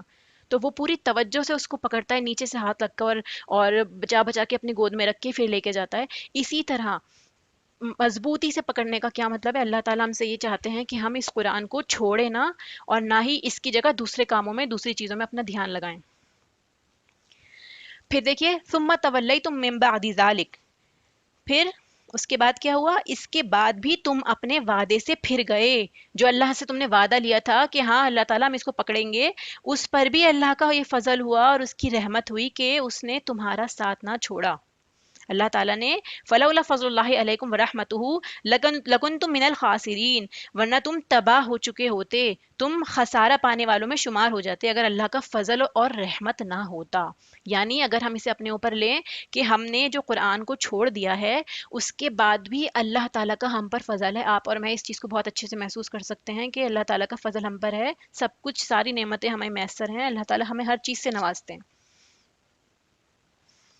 اب یہ دیکھیے پرومس کرنے کے بعد وہ پھر سے بھول گئے. جب اللہ تعالیٰ نے ان سے کہا کہ اب یہ وعدہ کرو کہ تم کتاب کو مضبوطی سے پکڑو گے، اپنی زندگی اسی کے مطابق بتاؤ گے، تو اس کے بعد بھی وہ اس وعدے کو بھول گئے جو اللہ تعالیٰ نے ان پر فضل کیا تھا. تو اللہ تعالیٰ کے خصوصی طور پہ وہ پرومس، وہ وعدہ جو ہم نے اللہ سے کیا ہوا ہے، کبھی نہیں بھولنا چاہیے. کیوں؟ کیونکہ ہمیں اس کا جواب دینا ہے. وعدہ الست میں نے آپ کو بتایا ہے، کافی بار ڈسکس کیا ہے کہ جب روحیں ساری اللہ تعالیٰ کے پاس موجود تھیں دوسرے عالم میں، تو ہم سب نے اللہ تعالیٰ سے وعدہ کیا تھا کہ ہم آپ کی عبادت کریں گے. تو اسی لیے ہمیں اللہ کی عبادت کرنی ہے جس طرح اللہ کی عبادت کا حق ہے. پھر یہ جو طریقہ تھا جو انہوں نے کیا بنی اسرائیل نے، یہ کیا چیز بتاتی ہے کہ وہ کتاب کے لیے بالکل سنجیدہ نہیں تھے، بالکل نان سیریس ایٹیٹیوڈ کہ آپ جو چاہے ہم سے کہتے رہو، ہم تو اپنی ہی کریں گے. اللہ کے احکام جو ہے ان کے لیے امپورٹنٹ نہیں تھے، وہ بالکل ان کو سیریسلی نہیں لیتے تھے، پرائیورٹی پہ نہیں رکھتے تھے. دنیا کے سارے کام چلتے ہیں لیکن جب قرآن کا ٹائم آتا ہے تو انسان بہت بزی ہو جاتا ہے، عمل کا وقت آتا ہے تو اس کی دنیا آڑے آ جاتی ہے. تو یہ سب کیا ہے؟ نان سیریس ایٹیٹیوڈ جو بنی اسرائیل نے بھی دکھایا. تو اس سے یہ یاد رکھنا چاہیے کہ ہم ان طرز عمل پہ نہ چلیں. ان واقعات کو پڑھنے کا مطلب ہی یہ ہے کہ اللہ تعالیٰ قرآن میں کس کے لیے قرآن اتارا ہے؟ امت محمدیہ کے لیے نا، بنی اسرائیل کے لیے تھوڑی قرآن اترا ہے، ان کے لیے ان کی کتاب اتر چکی ہے. تو ان واقعات کو اپنے اوپر ہمیں ریلیٹ کر کے ان چیزوں سے بچنا ہے جس کی وجہ سے وہ قومیں ہلاک ہو چکی ہیں. پھر دیکھیے، ہم لوگ قرآن کب اٹھاتے ہیں؟ جب بھی کوئی مصیبت آتی ہے، ہمیں اللہ سے کچھ چاہیے ہوتا ہے، یا ہم کوئی نیا گھر لیتے ہیں، ہمیں تعلیم کرنی ہوتی ہے، کسی جگہ کے بھوت بھگانے ہوتے ہیں، جیسے بھی جو بھی وجوہات انسانوں کی رہتی ہیں کہ گھر میں برکت چاہیے، وظیفے کے طور پہ قرآن پڑھا جاتا ہے، ورنہ ہم اس کو اونچے طاقوں پہ رکھ دیتے ہیں. ٹھیک ہے. بڑی مصیبت جب آتی ہے تو یہاں جو پہاڑ بتایا ہے نا کہ جب ان کے اوپر پہاڑ آ کے کھڑا ہوا تو اس پہاڑ کو سمبولائز کیا گیا ہے مصیبت سے. جب بھی انسان کی زندگی میں مصیبت آتی ہے تو وہ کیا کرتا ہے؟ قرآن کو پکڑ لیتا ہے. ٹھیک ہے. پھر وہ خود بھی پڑھتے ہیں اور اوروں کو بھی بلا لیتے ہیں. جیسے ہم کہتے ہیں کہ آؤ سب مل کے قرآن خوانی کریں گے، اور پریشانی ہو رہی ہے، فلاں ہمارے ہاسپٹل میں موجود ہیں، سب مل کے اکٹھا ذکر کرو، اللہ کو یاد کرو. خود بھی مل جائیں گے، دوسروں کو بھی بلا لیں گے. لیکن جب معاملات ٹھیک رہتے ہیں، جب انسان ہیلدی ہوتے ہیں، اس وقت میں ان کو یاد نہیں آتا کہ ایک دوسرے کو بتانا ہے کہ ہاں آپ بھی قرآن کو پڑھیے. اور اس طرح نہیں پڑھیے جیسے آپ کو مصیبت کے وقت میں پڑھنا ہوتا ہے خالی کہ جلدی جلدی قرآن کمپلیٹ کر لیے. قرآن کو سمجھنا ہے اکٹھا اس وقت بھی جب آپ ہیلدی ہیں، اس وقت بھی جب مصیبت ہے. اگر ایک بندہ اللہ تعالیٰ کو خوشحالی میں یاد رکھتا ہے، اللہ تعالیٰ اس کو اس کے برے وقت میں یاد رکھتا ہے. ادروائز کیسا ہے کہ جب برا وقت آئے گا تبھی ہم صرف اللہ اللہ کرنے لگیں گے تو کیا فائدہ اس کا؟ پھر یعنی اللہ تعالیٰ کو ہم نے صرف کائنڈ آف ایک پولیس والا سمجھ رکھا ہے کہ کوئی مصیبت آئی تو ہم نے پولیس کو بلا لیا. نعوذ باللہ. پھر اگلی آیت دیکھیے، وَلَقَدْ عَلِمْتُمُ الَّذِينَ اعْتَدَوْا مِنْكُمْ فِي السَّبْتِ. پھر تمہیں اپنی قوم کے ان لوگوں کا قصہ تو معلوم ہی ہے جنہوں نے سبت کا قانون توڑا تھا. سبت کا کیا قانون تھا، کیا واقعہ تھا سبت کا، وہ بھی آپ کو بتائیں گے. ٹھیک ہے. پھر ہم نے انہیں کہہ دیا کہ فَقُلْنَا لَهُمْ كُونُوا قِرَدَةً خَاسِئِينَ، بندر بن جاؤ اور اس حال میں رہو کہ ہر طرف سے تم پر دھتکار اور پھٹکار پڑ رہی ہو. تو یہ بتایا اللہ تعالیٰ نے بنی اسرائیل کے واقعے کے بارے میں ہے یہاں پر، جو خصوصی طور پہ اسی علاقے کے تھے. ان کی بنی اسرائیل کے جو آبا و اجداد تھے ان کے بارے میں بتایا جا رہا ہے کہ واقعہ سبت، یہ جو واقعہ سبت کہلاتا ہے، تو اس کا واقعہ یہ تھا کہ داؤد علیہ السلام کے زمانے میں یہ جو ہالیڈے کا دن ان کا سبت کا دن ہوتا تھا، سیٹرڈے کا، اس دن کا قانون مقرر کیا گیا تھا کہ وہ صرف آرام کا اور عبادت کا دن ہے. اس دن آپ دنیا کے کوئی بھی کام نہیں کریں گے، نہ کھانے پکانے کا کام کریں گے، ٹھیک ہے، اور نہ ہی اپنے خادموں سے کام کروائیں گے. دنیا کا آپ کو کوئی کام نہیں لینا. پھر ان کو یہ حکم دیا کہ اس دن کی حرمت اگر آپ نے توڑی، اگر آپ نے اس دن کوئی بھی کام کیا تو آپ واجب القتل ہوں گے، یعنی آپ کو قتل کر دیا جائے گا. اتنا اس وقت میں رول سیٹ ہوا تھا اللہ کی طرف سے. جو شریعت تھی اس وقت ان کو صرف عبادت کرنی تھی. لیکن ان کی بد اخلاقی اور ان کے زوال کی جو ابتدا ہو چکی تھی، اللہ کی آیات کا انہوں نے مذاق اڑانا شروع کر دیا تھا. وہ کھلے عام سبت کی بے حرمتی کرنے لگے، اس دن تجارت کرنے لگے، کام کرنے لگے. وہ جو بستی تھی وہاں پر ایک جس کا نام ایلا تھا، وہ کیا کرتے تھے، وہ بستی جو تھی وہاں پر اس کے نیئر بائی میں بڑا سا واٹر باڈی تھی ایک. تو اللہ کے حکم سے کیا ہوتا تھا، ہفتے کے دن ہی مچھلیاں اوپر آتی تھی. جس دن اللہ تعالیٰ نے کہا ہے کہ آج تمہیں مچھلیاں نہیں پکڑنی، تو مچھلیاں کود کود کر اور اوپر آتی تھی لوگوں کو دکھانے کے لیے کہ مطلب جیسے آس پاس میں ہی ہیں. اللہ کی طرف سے آزمائش تھی کہ اللہ تعالیٰ نے کہا تھا کہ کوئی کام نہیں کرنا آپ کو، نہ ہی مچھلیاں پکڑنی ہیں. تو ان کی زیادتی یہ ہوئی کہ انہوں نے کیا کرا، انہوں نے اللہ کے حکم کو نہیں مانا. اور یہ بھی ہے جیسے آپ بہت ساری باتیں ہیں اللہ تعالیٰ کی نہیں مانتے ہیں تو دھیرے دھیرے آپ فیل کریں گے کہ آپ اپنے اوپر اللہ تعالیٰ کے رولز کو ہارڈ سمجھنے لگیں گے. ایسا کیوں ہے؟ اتنا مشکل کیوں ہونے لگا؟ اور ہم اس وقت میں یہ کیوں نہیں کر سکتے؟ ہم پورک کیوں نہیں کھا سکتے؟ ہم الکوہول کیوں نہیں پی سکتے؟ بہت سارے سوال ہوتے ہیں ان لوگوں کے جو دین کو نہیں سمجھ پا رہے ہوتے ٹھیک سے. تو یہ چیزیں کیوں ہوتی ہیں؟ انسان جو ہے دین کے احکام سخت کیوں اس پر ہو جاتے ہیں؟ جب بھی ہم زیادتی کرتے ہیں، اللہ تعالیٰ کی حکمت کو نہیں سمجھتے، نہ اللہ پہ توکل کرتے ہیں، تو نتیجتاً ہم پر احکام جو ہیں اور سخت ہوتے چلے جاتے ہیں، جیسے بنی اسرائیل پہ ہوئے تھے. کثرت سوال کی وجہ سے، بد اخلاقیوں کی وجہ سے اور زیادہ ان کے اوپر اللہ کے احکام سخت ہوتے چلے گئے. تو جو دین مشکل ہوا ان کے لیے وہ ایک بطور سزا تھا، وارننگ تھا. پھر انہوں نے کیا کیا؟ مچھلیوں کو کیا کرتے تھے؟ کنارے پر جو ہے ایک بڑا سا جال ڈال دیا کرتے تھے، اور فرائیڈے کے دن ڈال دیا انہوں نے، سیٹرڈے کے دن مچھلیاں اوپر آتی تھیں، اور سنڈے کے دن جب مچھلیاں اس میں پھنس جاتی تھی تو سنڈے کو مارننگ میں جا کے اس جال کو کھینچ لیتے تھے. تو اس طرح کیا ہوا؟ آپ نے سیٹرڈے میں تھوڑی مچھلیاں پکڑی، آپ نے تو سنڈے میں پکڑی ہے نا. ان کا ماننا یہی تھا. یہ ایک دھوکا تھا جو وہ اللہ تعالیٰ کو دے رہے تھے اپنے ایکشن سے، جبکہ وہ یہ نہیں جانتے کہ اللہ تعالیٰ کو کوئی دھوکا نہیں دے سکتا. تو جو بستی تھی سمندر کے کنارے میں، سورہ آراف کی آیت نمبر 164 میں بھی اس کے بارے میں ہے کہ پانی کے ساتھ جو مچھلیاں ہیں وہ اور اوپر آنے لگ گئی تھی. یہ آزمائش اللہ تعالیٰ نے ان کے لیے لی تھی ان کی نافرمانیوں کی وجہ سے. اور ان کے جو پرہیزگار لوگ تھے ان کو آئیڈینٹیفائی کرنا تھا کہ کون اللہ کی بات مانتا ہے. کبھی کبھار آپ دیکھیں گے نا اللہ تعالیٰ کی بات کو، اللہ تعالیٰ کے حکموں کو ماننا کچھ سچویشن میں بہت مشکل ہو جاتا ہے. تو آپ یہ سمجھیے اللہ نے کہا ہے تو وہ میری آزمائش ہے، جب وہ آزمائش پوری ہو جائے گی تو مجھے بہت بڑا انعام ملے گا. ٹھیک ہے. تو اس وقت جو تھے لوگ تین حصوں میں ڈیوائیڈ ہو گئے. پہلا وہ گروپ تھا جو مچھلیوں کو پکڑ رہا تھا کھلے عام، دوسرا وہ گروپ تھا جو ان کو روک رہا تھا، اور تیسرا جو نہ روک رہا تھا نہ ہی ان کو کسی طرح کی نصیحت کر رہا تھا، نہ خود پکڑ رہا تھا. عذاب جو ہے اللہ کا جب آیا تو صرف انہی لوگوں کو بچایا گیا جو روک رہے تھے، جو کہہ رہے تھے کہ باز آ جاؤ اپنے رب کے سامنے.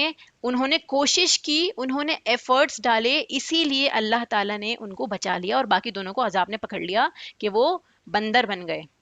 اسی لیے جب بھی آپ کوئی گناہ کا کام دیکھیں کسی کا تو کوشش کریں کہ انسان کو روکیں، کبھی ایسا نہ ہو کہ ہم بھی اس عذاب کی پکڑ میں آ جائیں.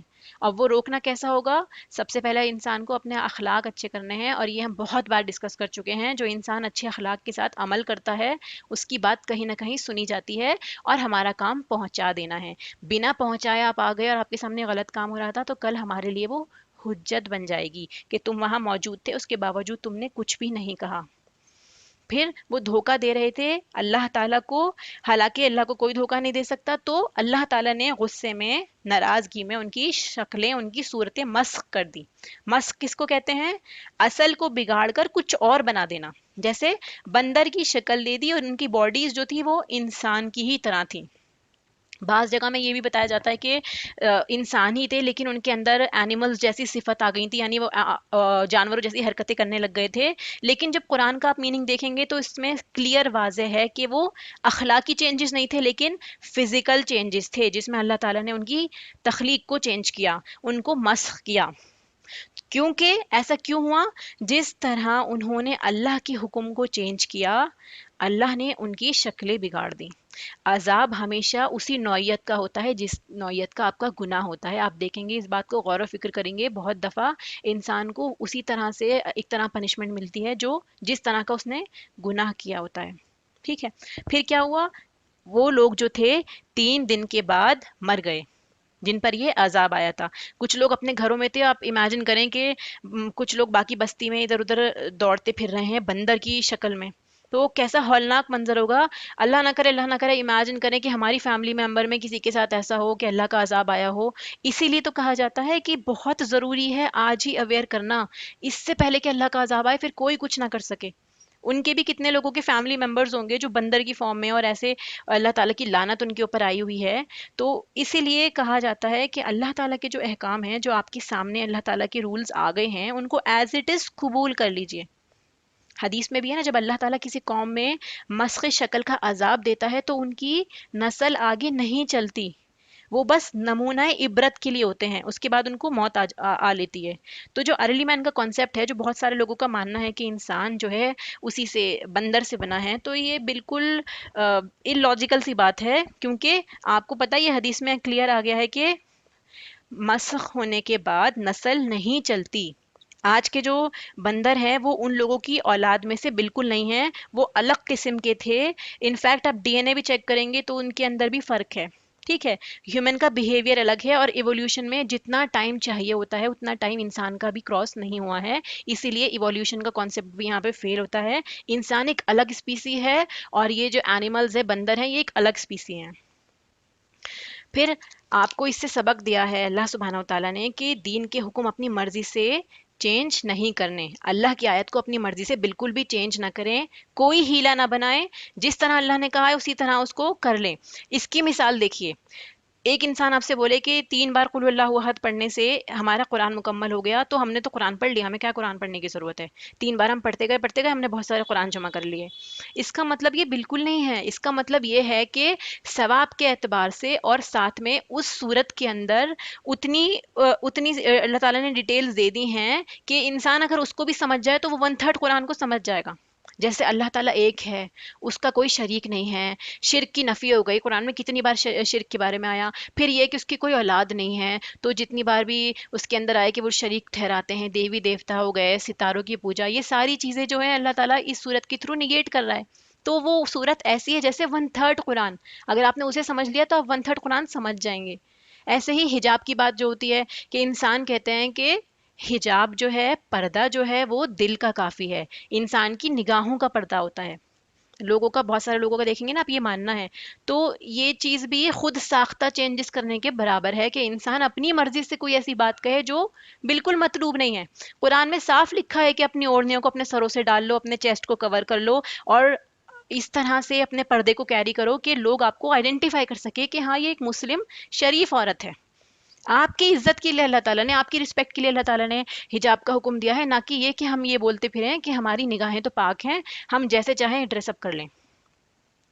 پھر یہ ہے سود میں، جیسے لوگ سمجھتے ہیں انٹرسٹ لینا، تو یہ تو ہمارے پاس پروفٹ کی طرح ہے، جیسے تجارت میں پروفٹ ملتا ہے، جیسے یہ آپ عرب کا دیکھیں گے، ان کی ہسٹری میں پڑھیں گے کہ ان لوگوں کا بھی یہی ماننا تھا۔ تو یہ بھی چیز اب اللہ تعالیٰ نے کلیئر کہا کہ وہ انٹرسٹ لینا جو ہے، سود ہے، وہ بالکل ناپاک چیز ہے، وہ تجارت کی طرح نہیں ہے، ٹھیک ہے۔ تو ایسے ہی حدیث مبارکہ میں ہے، ان چیزوں کا ارتکاب نہ کرو جن کا یہود نے کیا تھا، انہوں نے حرام چیزوں کو ہیلے بازی کر کے حلال کر لیا تھا۔ تو جو خدا سے نہیں ڈرتے وہی ایسے کام کرتے ہیں، اپنے من معنی میننگز نکالتے ہیں، کانٹیکس کو چینج کر لیتے ہیں، جس سے لوگوں کو بھٹکاتے ہیں۔ اسی وجہ سے بہت سارے لوگ قرآن پڑھ کر بھی بھٹک جاتے ہیں، کیوں؟ کیونکہ ان کو اصل کانٹیکسٹ نہیں پتا ہوتا، وہ حدیث کا حوالہ نہیں لے رہے ہوتے، یا پھر وہ کسی اسکالر سے یا کسی عالم سے نہیں پڑھ رہے ہوتے، ان کے دماغ میں جو وسوسے آ رہے ہوتے ہیں اسی حساب سے وہ آگے چلتے چلے جاتے ہیں۔ قرآن کو سمجھنے کے لیے حدیث کو سمجھنا اور قرآن کی آگے آیات کو سمجھنا بہت ضروری ہے۔ جیسے میں نے آپ کو اس آیت میں بتایا کہ سورہ آراف میں بھی اس کا آگے ذکر ہے، تو اسی طرح اللہ سبحانہ و تعالیٰ قرآن کے ذریعے ہی تفسیر کراتا ہے، ساتھ میں نبی پاک صلی اللہ علیہ وسلم نے جس طرح سمجھایا اور صحابہ نے جو عمل کیا، ہمیں اسی طرح قرآن کو سمجھنا ہے، نہ کہ اپنی من مانی تعویلات کے ساتھ۔ نیکسٹ آیت دیکھیے، فَجَعَلْنَاهَا نَكَالًا لِمَا بَيْنَ يَدَيْهَا، اس طرح ہم نے ان کے انجام کو اس زمانے کے لوگوں کے لیے اور بعد کے آنے والی نسلوں کے لیے عبرت اور ڈرنے والوں کے لیے نصیحت۔ متقین کون ہوتے ہیں؟ اللہ سے ڈرنے والے، جو اللہ سے ڈرتے ہیں وہی نصیحت سمجھتے ہیں کہ یہ ہمارے لیے ایک ایڈوائز آئی ہے اللہ کی طرف سے، اور عبرت ان لوگوں کے لیے ہے جو ان سے پہلے ان کے بعد گزرے ہیں، ٹھیک ہے۔ اللہ تعالیٰ یہاں پہ ہم کو عبرت دے رہا ہے، ہم کو سمجھانے کی کوشش کر رہا ہے کہ ان کا انجام آنے والے ہر زمانے کے لیے عبرت ہے، جو لوگ آگے آئیں گے وہ بھی اس سے فائدہ اٹھائیں اور ان چیزوں سے بچ جائیں جن سے اللہ تعالیٰ نے بچنے کا حکم دیا ہے۔ دین کے احکامات کو جیسے ہیں ایز اٹ از ایکسیپٹ کریں، غلط کاموں میں پھنس کر اللہ کی طرف نہ آنا، یہ بھی بہت بڑی مسٹیک ہے کہ انسان اپنی دنیا میں اپنے ایسی عادتوں میں مشغول ہے کہ وہ چینج ہی نہیں کر رہا، اللہ تعالیٰ کے لیے کسی طرح کی کوئی قربانی نہیں دی، نہ ہی اپنے رویوں کو بدلا، کیوں؟ کیونکہ ہم انہی کاموں میں پھنسے ہوئے ہیں، اللہ کی طرف ہمارا دھیان ہی نہیں جاتا۔ تو کیا ہے؟ عذاب ہے وہ بھی ہم پر ایک، کہ ہم اس سے نکل ہی نہیں پا رہے ہیں. جیسے آج کل بھی بہت زیادہ ایسے یہودیوں کے ہیلے بتائے جاتے ہیں. جو آرتھوڈاکس یہود ہوتے ہیں ان کو بال ڈھکنے کا حکم ہے، تو بال تو ان کو نہیں دکھانے، تو وہ کیا کرتے ہیں، بال منڈوا کے وگ لگا لیتے ہیں اور یہ کہتے ہیں کہ یہ ہمارے بال تھوڑی ہیں، تو کسی اور کے بال ہیں. اسی طرح کیا ہوا، فیشن بھی ہو گیا اور حکم بھی نہیں ٹوٹا. تو یہ کچھ ویز بتائے جا رہے ہیں کہ لوگ جب اپنی من مرضی کرنا چاہتے ہیں تو ان کے پاس ہزاروں آئیڈیاز ہوتے ہیں، ہزاروں تعویلات ہوتی ہیں اپنے غلط کام کو چھپانے کی. لیکن اللہ تعالیٰ تو جانتا ہے کہ انسان کس نیت سے کیا کام کر رہا ہے. پھر متقی انسان سیریس اور حساس ہوتا ہے. جو ایک انسان متقی ہے، جو اللہ سے ڈرتا ہے، تو وہ کیا ہے، سنجیدہ ہوتا ہے، وہ سبق لیتا ہے ان سے، اگلے پچھلے یہ تمام واقعات سے وہ سبق لیتا ہے، ان چیزوں سے دور رہتا ہے جن سے اللہ تعالیٰ نے روکا ہے. اور ساتھ ہی ساتھ کیا ہوتا ہے، وہ سبق سیکھنے کے ساتھ نیکیوں میں بڑھتا ہے. جو کام پچھلے ہمارے ہو گئے ہیں ان کو چھوڑ کے نیکیوں میں اور بڑھا جائے آگے. پھر جو شریر انسان ہوتے ہیں، جو لوگوں میں شر پھیلاتے ہیں، برائی پھیلاتے ہیں، وہ کیا کرتے ہیں، یہ واقعات پڑھتے ہیں، جو کام کر رہے ہوتے ہیں ان کو بھی چھوڑ دیتے ہیں. کہ قرآن پڑھو ہی نہ، سمجھو ہی نہ، اگر ہم نے سمجھ لیا تو کیا ہوگا، ہمیں بہت سارے کام چھوڑنے پڑ جائیں گے. تو یہ تمام چیزیں جو ہیں انسان کو گمراہ کرتی ہیں. پھر یہاں سے جو ہمیں سبق ملا، بنی اسرائیل کا کیا رویہ رہا کہ اللہ تعالیٰ نے جو کتاب ان سے کہا مضبوطی سے پکڑو، انہوں نے اس سے اپنا منہ پھیر لیا، اس کتاب کو چھوڑ دیا، اس کی جگہ دوسرے کاموں میں، دوسری باتوں میں لگ گئے. اور ساتھ میں جو ان کو حکم دیا گیا اس کو چینج کر دیا، ہفتے کے دن کو بھی انہوں نے چینج کر دیا. پھر تیسری ان کی غلطی کیا ہوئی، اگلی آیت کے حساب سے دیکھیے. اللہ جب ان کو گائے ذبح کرنے کا حکم دے رہا ہے تو وہ اس بات کو بھی سمجھنے کے بجائے مختلف تعویلات پیش کرنے لگتے ہیں. وَإِذْ قَالَ مُوسَىٰ لِقَوْمِهِ، جب موسیٰ علیہ السلام نے اپنی قوم سے کہا کہ بے شک اللہ تم کو حکم دیتا ہے کہ کوئی بھی گائے، یہ جو آئے نا آگے، تذبح بقرہ، بقرہ کا مطلب البقرہ نہیں ہے، یعنی کوئی بھی، اینی، کوئی بھی گائے ذبح کرو. ٹھیک ہے، تو انہوں نے کیا کہا، کیا تم ہمارا مذاق اڑاتے ہو. قالوا اتتخذنا ہزوا، کیونکہ کیوں کہا انہوں نے ایسا، وہ اس گائے کی عزت کرا کرتے تھے، وہ گائے کو مقدس مانتے تھے، ان کا عقیدہ تھا کہ گائے جو ہے وہ ہماری معبود ہے، اور تم کہہ رہے ہو کہ ہم اسی کو کاٹ دیں. تو ایک طرح سے یہ ان کو مذاق لگا. تو موسیٰ علیہ السلام کی اس بات کو انہوں نے کیا کہا کہ تم are you kidding with us, کیا آپ ہمارے ساتھ مذاق کر رہے ہیں. ان کا یہ ماننا تھا بالکل جیسے کہ یہ ایک مذاق ہے، ایک طرح کا مذاق انہوں نے اس چیز کو لیا. کیوں، وجہ اس کی کیا بتائی گئی تھی، کیونکہ ان کے آس پاس کے علاقے میں لوگ جو تھے گائے کی عبادت کیا کرتے تھے. اللہ کی طرف سے ایک امتحان تھا کہ وہ دیکھنا چاہتا تھا کہ یہ واقعی اللہ کے سوا کسی اور کو بھی معبود مانتے ہیں. اگر یہ اللہ کو ہی معبود مانتے ہیں تو اپنے ہاتھوں سے اس بت کو توڑ دیں گے، گائے کو ذبح کر دیں گے. تو یہ امتحان جو تھا ایکچولی اللہ تعالیٰ ان کے عقیدے کا امتحان لے رہا تھا، جو کہ انتہائی مشکل ایمان تھا، کیونکہ دلوں میں پوری طرح ابھی ان کے ایمان نہیں اترا ہوا تھا. وہ ابھی کہیں نہ کہیں اللہ تعالیٰ کو تو مان رہے تھے، لیکن بچھڑے کی عبادت اتنے سالوں سے کرنے کی وجہ سے ان کے دل میں بچھڑے کی عبادت تھی، بچڑا ان کا معبود تھا، گائے ان کی معبود تھی. تو اسی لیے طرح طرح کی تفصیلات پوچھنے لگ گئے، اور جتنا انہوں نے سوال کیا اتنا گھرتے چلے گئے. آخر ایسا ہوا کہ اللہ تعالیٰ نے اسی سنہری گائے کی طرف اشارہ کر دیا، جیسے کسی نے ہاتھ رکھ کے بولا کہ وہی والی ذبح کرنی ہے جس کی وہ عبادت کیا کرتے تھے، خصوصی طور پہ اسی اسٹیچو کی جس کی وہ عبادت کیا کرتے تھے، اسی کو اللہ تعالیٰ نے بولا کہ ایسی والی گائے ہی ہونی چاہیے. اور یہ واقعہ جو ہے بائبل کے اندر بھی ایز اٹ از موجود ہے، بس وہاں پہ یہ ذکر نہیں ہے کہ بنی اسرائیل نے اس حکم کو کس طرح ٹالنے کی کوشش کی. جیسے قرآن میں آپ دیکھیں گے نا، الگ الگ آنسرز دے رہے ہیں کہ کیا کرنا چاہیے، کس طرح کا کرنا چاہیے. یہ بنی اسرائیل اس میں بائبل میں مینشن نہیں ہے، باقی تمام واقعات بائبل میں بھی مینشن ہے. پھر دیکھیے یہاں پہ جو آئے نا، نکون من الجاہلین، یہاں سے ایک بہت امپورٹنٹ لیسن ہم کو ملتا ہے، بہت امپورٹنٹ. مذاق اڑانا یہ جاہلوں کا کام ہے. موسیٰ علیہ السلام کیا کہتے ہیں کہ میں جاہل تھوڑی ہوں. علم والے کبھی کسی کا مذاق نہیں اڑاتے، نہ ہی ان کو ٹیز کرتے ہیں. آپ یہ دیکھیے، جو پیغمبر جب قوم کو ایک تعلیم دے رہا ہے، ان کو سکھا رہا ہے، تو وہ کیا کہہ رہے ہیں کہ تم جاہل ہو، تم ہمارے ساتھ مذاق کر رہے ہو.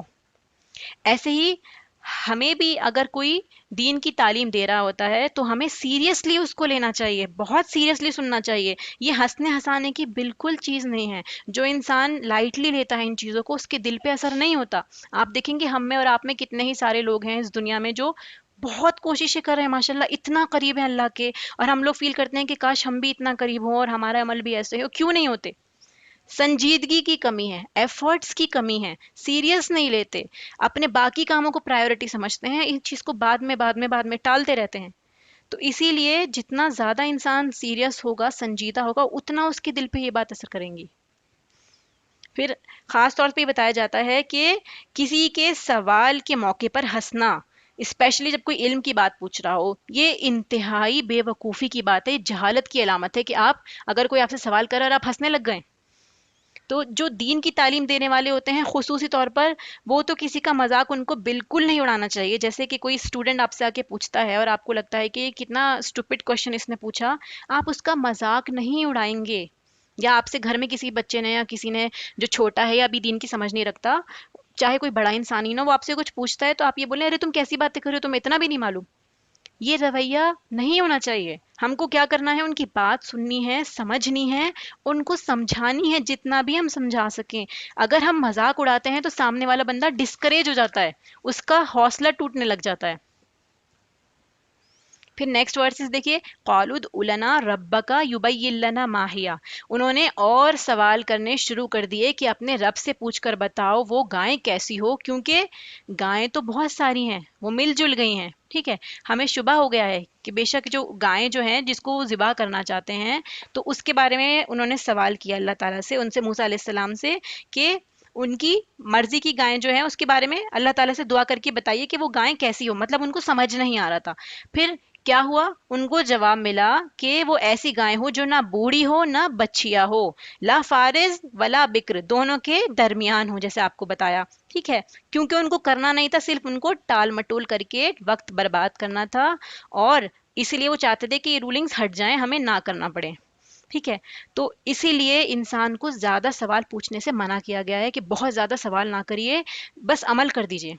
कसरत कलाम इंसान को अमल से रोकता है। फिर इसके बाद देखिए, कौलुदुलना रब्बका युबय्यिन मा लौनुहा, फिर से सवाल किया, वाज़ेह करिए कलर कैसा हो। तो जवाब में क्या मिला उनको, चमकता हुआ कलर हो। ठीक है, सफरा, सफरा फाके, सफरा और फाके जब ये दोनों लफ्ज साथ में आते हैं, इसका मतलब क्या होता है, बिल्कुल ब्राइट ऑरेंज, यानी जर्द रंग, ऐसा रंग जो तसुर्रुन नाजिरीन, जो देखने वाला खुश हो जाए। फिर कौलुद उलना रब्बा का युबय्यिन मा हिया, फिर से सवाल किया कि बहुत सारी गायें हैं, हमें नहीं समझ में आ रहा, अगर आपने हमें गाइड नहीं किया तो क्या होगा, हम नहीं समझ पाएंगे कौन सी गायें हैं। यहाँ पे आप देखेंगे इन्होंने इंशाअल्लाह का लफ्ज इस्तेमाल किया। हदीस मुबारक में आता है, अगर बनी इसराइल इंशाअल्लाह नहीं, नहीं कहते, कयामत तक उस गाय का पता नहीं चलता। इसीलिए इंशाल्लाह जब भी कोई फ्यूचर में भी काम हो, अगर आपको कुछ भी बात करनी हो, इंशाल्लाह ज़रूर इस्तेमाल करें। यह कुरान की भी, सूरह कहफ की भी आयत है कि आप फ्यूचर के लिए जब भी इस्तेमाल करें, इंशाल्लाह के बिना बात ही ना करें, क्योंकि हमें नहीं पता कौन सी बात हो सकती है कौन सी नहीं। फिर उसके बाद जवाब आया कि अल्लाह फरमाता है गाय ऐसी हो ना ही वो नरम पस्त हो, यानी अगर उसने खेत नहीं चलाए हो, ढीली ढाली ना हो, और ना ही ऐसी हो कि उसने बहुत ज्यादा खेती कर रखी हो, मतलब ऐसा हो कि बिल्कुल भी खेती ना की हो, या फिर उसने बहुत ज्यादा खेती कर रखी हो, जैसे कि आपने बार बार उसको इस्तेमाल किया होता है गाय को, तो वो क्या होता है, वो थोड़ी ढीली पड़ जाती है। इसीलिए ये बताया कि वो सही सालिम हो, मुसल्लमतुल ला शियता फीहा, उसके ऊपर कोई दाग धब्बा ना हो, बिल्कुल ब्यूटीफुल कलर की, एक ही कलर की हो, किसी तरह का कोई ऐब नहीं। यानी अगर वो पहले ही कोई भी गाय ज़िबा कर देते तो उनके लिए इतनी मुश्किल नहीं होती बात को समझने में, लेकिन और प्रिसाइज होता चला गया उनके लिए। तो हालांकि पहली बार में ही वो समझ चुके थे, लेकिन और क्वेश्चन करने की वजह से इतना मुश्किल हो गया। वो गाय जो थी वो रेयर गाय होती है, जिसका इन्होंने सवाल कर करके अपने लिए हुक्म अल्लाह ताला का ले लिया। तो दीन के मामले में जो भी हुक्म दिया जाए उसको आप फौरन अमल कर दें। अगर हम डिले करेंगे या फिर हम टाल मटोल करेंगे तो क्या होगा, हमारे लिए वो काम बहुत मुश्किल हो जाएगा। फिर उसी मौके पर एक और वाकया पेश आया, एक और वाकया आता है कि बनी इसराइल का एक आदमी था, मालदार शख्स। तो वैस कतल तुम नफसन फद्दारा तुम फीहा, तो यहाँ पे उसके बारे में ही बात हो रही है कि जब तुमने कत्ल कर दिया, ایک آدمی کا تم سے قتل ہوا اور تم ایک دوسرے پہ اس کا الزام ڈال رہے تھے، یعنی ایک دوسرے پہ ڈالتے تھے کہ تم نے کیا، تھوپنے لگ گئے تھے، اور واللہ مخرج ما کنتم تکتمون، اللہ تعالیٰ وہ فیصلہ کرنے والا تھا جو کچھ تم چھپاتے ہو، وہ اسے کھول کر رکھنے والا تھا تمہارے سامنے۔ پھر اللہ تعالیٰ نے کیا حکم دیا، یہ دیکھیے، فَقُلْنَا اضْرِبُوهُ بِبَعْضِهَا، اللہ کا حکم ہوا کہ مقتول کی لاش کا ایک حصہ، یا پھر دوسری رائے کے مطابق گائے کا ایک حصہ، اس سے ضرب لگاؤ۔ دیکھو اس طرح اللہ تعالیٰ مردوں کو زندہ کرے گا، یحیی الموتا، اللہ تعالیٰ کس طرح زندہ کرتا ہے مردوں کو، وَيُرِيكُمْ آیَاتِهِ لَعَلَّكُمْ تَعْقِلُونَ، یہ ایک نشانی دکھائی اللہ تعالیٰ نے اس انسان کو جس کو انہوں نے قتل کر دیا تھا زندہ کر کے، کہ تم دوبارہ اٹھائے جاؤ گے، جس طرح یہ انسان اٹھا اسی طرح اللہ تعالیٰ تم کو بھی دوبارہ اٹھا سکتا ہے۔ اس کے لیسنز کیا ہیں؟ بنی اسرائیل کا ایک مالدار شخص تھا، یہ بتایا جاتا ہے کہ اس کا ایک بھتیجا تھا، اس کی ایک بیٹی تھی، تو اس بھتیجے نے سوچا کہ یہ مالدار آدمی ہے، چچا میرا مر جائے گا جلدی سے تو سب کچھ مجھے مل جائے گا، اس وجہ سے اس نے کیا کیا، اپنے چچا کو قتل کر دیا، اور پھر اسی کسی آدمی کے سامنے دروازے پہ جا کے اس کو ڈال دیا، اور وہاں الٹا جا کے مطالبہ کرنے لگا کہ اس آدمی نے مارا ہے، ہمیں خون بہا دو، ہمیں دیت دو اس کی، یعنی اس نے ہمارے چچا کو مارا ہے، ہمیں اس کا بدلہ چاہیے۔ تو ان لوگوں کے درمیان جب جھگڑا ہونے لگا تو ایک آدمی نے کہا موسیٰ علیہ السلام سے فیصلہ کروایا جائے۔ موسیٰ علیہ السلام نے اللہ سبحانہ وتعالیٰ سے دعا کی تو اللہ تعالیٰ نے فیصلہ ڈیسائیڈ کس طرح کرایا کہ گائے کو ذبح کرو، اس گائے کو جو بتایا نا، جس گائے کو اللہ تعالیٰ نے بتایا کہ اس رنگ کی ہو، اسی گائے کو کہا کہ ذبح کرو، اور اس کے گوشت کا ایک حصہ لے کے اس آدمی کے جس کا قتل ہوا ہے اس کے جسم پر ٹچ کرو، اس طرح کیا ہوگا، وہ آدمی اٹھ کر کھڑا ہوگا اور اپنے قاتل کا نام بتا دے گا۔ یہ اللہ کی طرف سے ایک معجزہ تھا، ٹھیک ہے۔ تو یہاں پہ کیا سمجھ میں آتا ہے کہ جو برائی بھی انسان چھپ کر کرتا ہے وہ سامنے آ جاتی ہے، کوئی بھی برائی جو انسان کرے گا وہ اللہ سے نہیں چھپی ہوئی، وہ اللہ تعالیٰ لوگوں کے سامنے لے آئے گا، ٹھیک ہے۔ پھر یہ بتایا کہ اللہ تعالیٰ نے ایک حصہ ہے وہ گائے کا تھا یا اس میت کا تھا، جب وہ میت دوبارہ سے اٹھی اس نے بتایا کہ یہ انسان ہے میرا قاتل، اس طرح اللہ تعالیٰ نے کیا کیا، اللہ تعالیٰ نے قیامت کے دن کی دلیل دی۔ تو گائے ذبح ہونے سے کیا پتا چلا، اللہ تعالیٰ ان کے عقیدے کو ٹیسٹ کر رہا تھا کہ ان کا عقیدہ کمزور ہے یا پھر اللہ پہ یقین ہے، ان کا آخرت پہ ان کا یقین کمزور تو نہیں ہے۔ اللہ تعالیٰ نے ایک طرح سے دکھایا کہ دیکھو جس طرح گائے کو زندہ کیا ہے اس طرح تمہیں بھی زندہ کرے گا، ٹھیک ہے۔ پھر گائے کی محبت جو ان کے دل میں تھی، کہیں یہ اس کو اپنا معبود تو نہیں مان رہے، گائے کو ذبح کرنے کا مطلب یہ ہے کہ ہاں یہ ان کا معبود نہیں ہے، کیونکہ انہوں نے اپنے ہاتھوں سے ہی اس کو توڑا۔ پھر یہ تھا کہ اللہ تعالیٰ نے ایک طرح سے ان کے لیے اصلاح کا سامان کیا، کہ وہ قتل کرنا ان کے لیے مفید ثابت ہوا، کیونکہ ان کے ایمان کو اللہ تعالیٰ نے پھر سے مضبوط کیا کہ سب کچھ اللہ کے ہاتھ میں ہے، جو انسان سوچتا ہے اس کے ہاتھ میں کچھ بھی نہیں ہے، نہ ہی گائے کے ہاتھ میں نہ ہی کسی اور معبود کے ہاتھ میں، سب کچھ اللہ کی قدرت کی نشانی ہے، جو اللہ تعالیٰ چاہے وہ کر سکتا ہے۔ پھر اس کے بعد تھا یہاں پہ لیسن کہ کوئی سی بھی گائے ذبح کر دیتے اگر وہ لوگ تو اطاعت ہو جاتی، کثرت سوال کی وجہ سے ان کا اللہ تعالیٰ کے فیصلوں پر عمل کرنا مشکل ہو گیا، اس لیے پہلے ہی درجے پہ اللہ کے حکم کو مان لیا جائے۔ پھر یہ ہے نیکی بڑی ہو، کتنی بھی بڑی ہو، یا پھر کوئی برائی ہو، نیکی یا بدی، کوئی بڑی نیکی چھوٹی نیکی ہو، یا کوئی بدی بری ہو، زیادہ بڑی ہو چھوٹی ہو، کوئی بھی اچھائی برائی، اللہ سے کچھ نہیں چھپ سکتا، اللہ تعالیٰ سب کچھ جانتا ہے، چاہے انسان اکیلے میں کر رہا ہے، سب کے سامنے کر رہا ہے، کس نیت سے کر رہا ہے، اور ساتھ میں کیا ہوتا ہے اللہ تعالیٰ کو پتہ ہے، اور وہ لوگوں کے سامنے بھی لے آتا ہے۔ ایٹ ٹائمس ہمارے گناہ لوگوں کے اوپر بھی کھل جاتے ہیں، تو کیا ہوتا ہے الٹا، جیسے ہم سوچتے ہیں نا کہ لوگوں کے سامنے ہماری ایک امیج بنی ہوتی ہے، وہ اور زیادہ ڈسٹروائے ہو جاتی ہے، اور اللہ تعالیٰ نے کتنی ہی باتیں ہمارے لوگوں کے سامنے نہیں لائیں، اس کا مطلب یہ اللہ کا احسان ہے۔ پھر دوبارہ زندہ ہونا جو ہے وہ قیامت کے دن پر دلیل ہے کہ دوبارہ مردہ زندہ ہوں گے، خاص طور پہ وہ لوگ جو قیامت کا انکار کرتے ہیں، خصوصی طور پہ اس وقت کے جو عرب تھے ان کا انکار تھا کہ دوبارہ قیامت نہیں آئے گی۔ اللہ تعالیٰ نے اس طرح سے واقعے کے ذریعے ان کو یہ کلیئر کر دیا کہ اللہ تعالیٰ پھر سے آپ کو اٹھا سکتا ہے۔ پھر ایک امپورٹنٹ اصول جو یہاں سے پتہ چلا، زیادہ باتیں کرنا کام میں رکاوٹ کا ذریعہ بنتا ہے۔ جب بھی ہم کوئی کام کرنا شروع کرتے ہیں اور بہت زیادہ باتیں کرنے لگتے ہیں تو کیا ہوتا ہے، ہمارا کام ڈیلے ہوتا چلا جاتا ہے۔ عموماً بہت کام نہ کرنے کی وجہ بھی کیا ہوتی ہے کہ ہمارے پاس ٹائم ہی نہیں بچا، کیونکہ ہم باتیں کرے جا رہے تھے، کام کے وقت باتیں شروع ہو گئیں، جیسے زیادہ باتیں کی تو کیا ہوگا، نماز کے اوپر افیکٹ ہونے لگ جائے گا، نماز میں آپ کو وہی باتیں یاد آنے لگ جائیں گی جو آپ نے کی ہیں، جسٹ نماز سے پہلے آپ بہت ساری باتیں کر رہے تھے، نماز میں وہی باتیں ہمارے دماغ میں چلنے نہیں لگ جاتی؟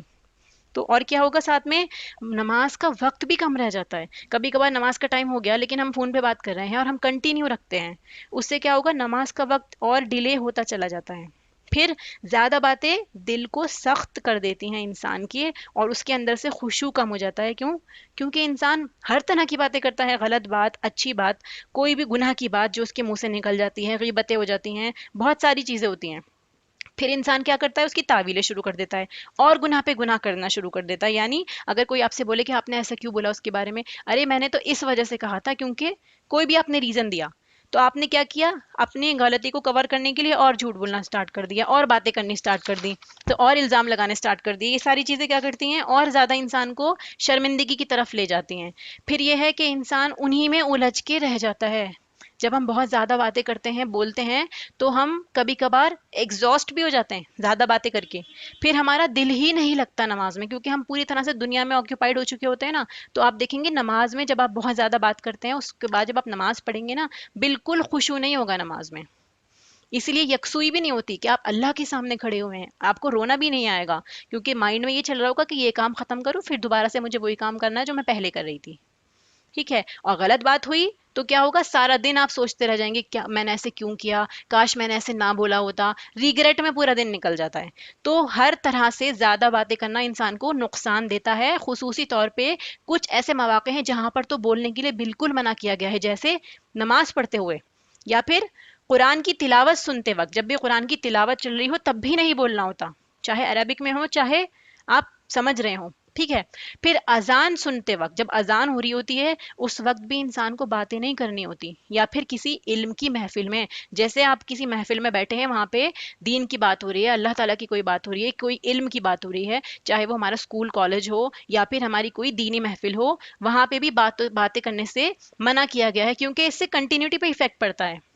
پھر لاسٹ یہ بتایا جمعے کے خطبے کے ٹائم پہ، جب جمعے کا خطبہ ہو رہا ہوتا ہے اس وقت بھی چپ چاپ رہنے کا حکم ہے، حدیث مبارکہ میں ہے کہ اگر آپ نے یہ بھی بولا نا کہ چپ ہو جاؤ، یا آپ نے کسی پہ اشارے سے بھی بولا، تب بھی آپ نے کیا کیا، مطلب اگر آپ یہ بھی بولتے ہیں نا کہ چپ ہو جاؤ، تب بھی آپ نے لغو بات کر دی، آپ کو اتنا بھی نہیں بولنا، سب ایک دوسرے کو چپ ہو جاؤ کرتے جائیں گے تو ایک الگ شور مچ جاتا ہے نا۔ اسی لیے یہ جو لیسنز ہے اس میں کہ حکم سن کر عمل جو بندے کر لیتے ہیں، اللہ تعالیٰ ان کے لیے اس کام میں آسانیاں بھی پیدا کر دیتے ہیں، چاہے وہ کتنے بھی مشکل نظر آ رہے ہوں، ٹھیک ہے؟ وہ حجت نہیں پیش کرتے کہ ہم سے نہیں ہوگا۔ سورہ لیل کی آیت میں بھی یہی ہے کہ جس نے دیا، تقوی کیا اور بھلائی کی تصدیق کی تو ہم اس کے لیے آسانیوں کی طرف آسانی کر دیں گے، یعنی جو نیکیاں ہوں گی آپ کی اس کی طرف اللہ تعالیٰ اور آسانیاں کر دیں گے۔ جس نے نہیں ماننا چاہا، بخل کیا اور جھٹلایا، بے پرواہی برتی، ہم اس کے لیے مشکل کام کر، جو کام ہوگا نا اس میں مشکل پیدا کر دیں گے، یعنی نیکی کے کام انسان کو مشکل لگنے لگ جائیں گے۔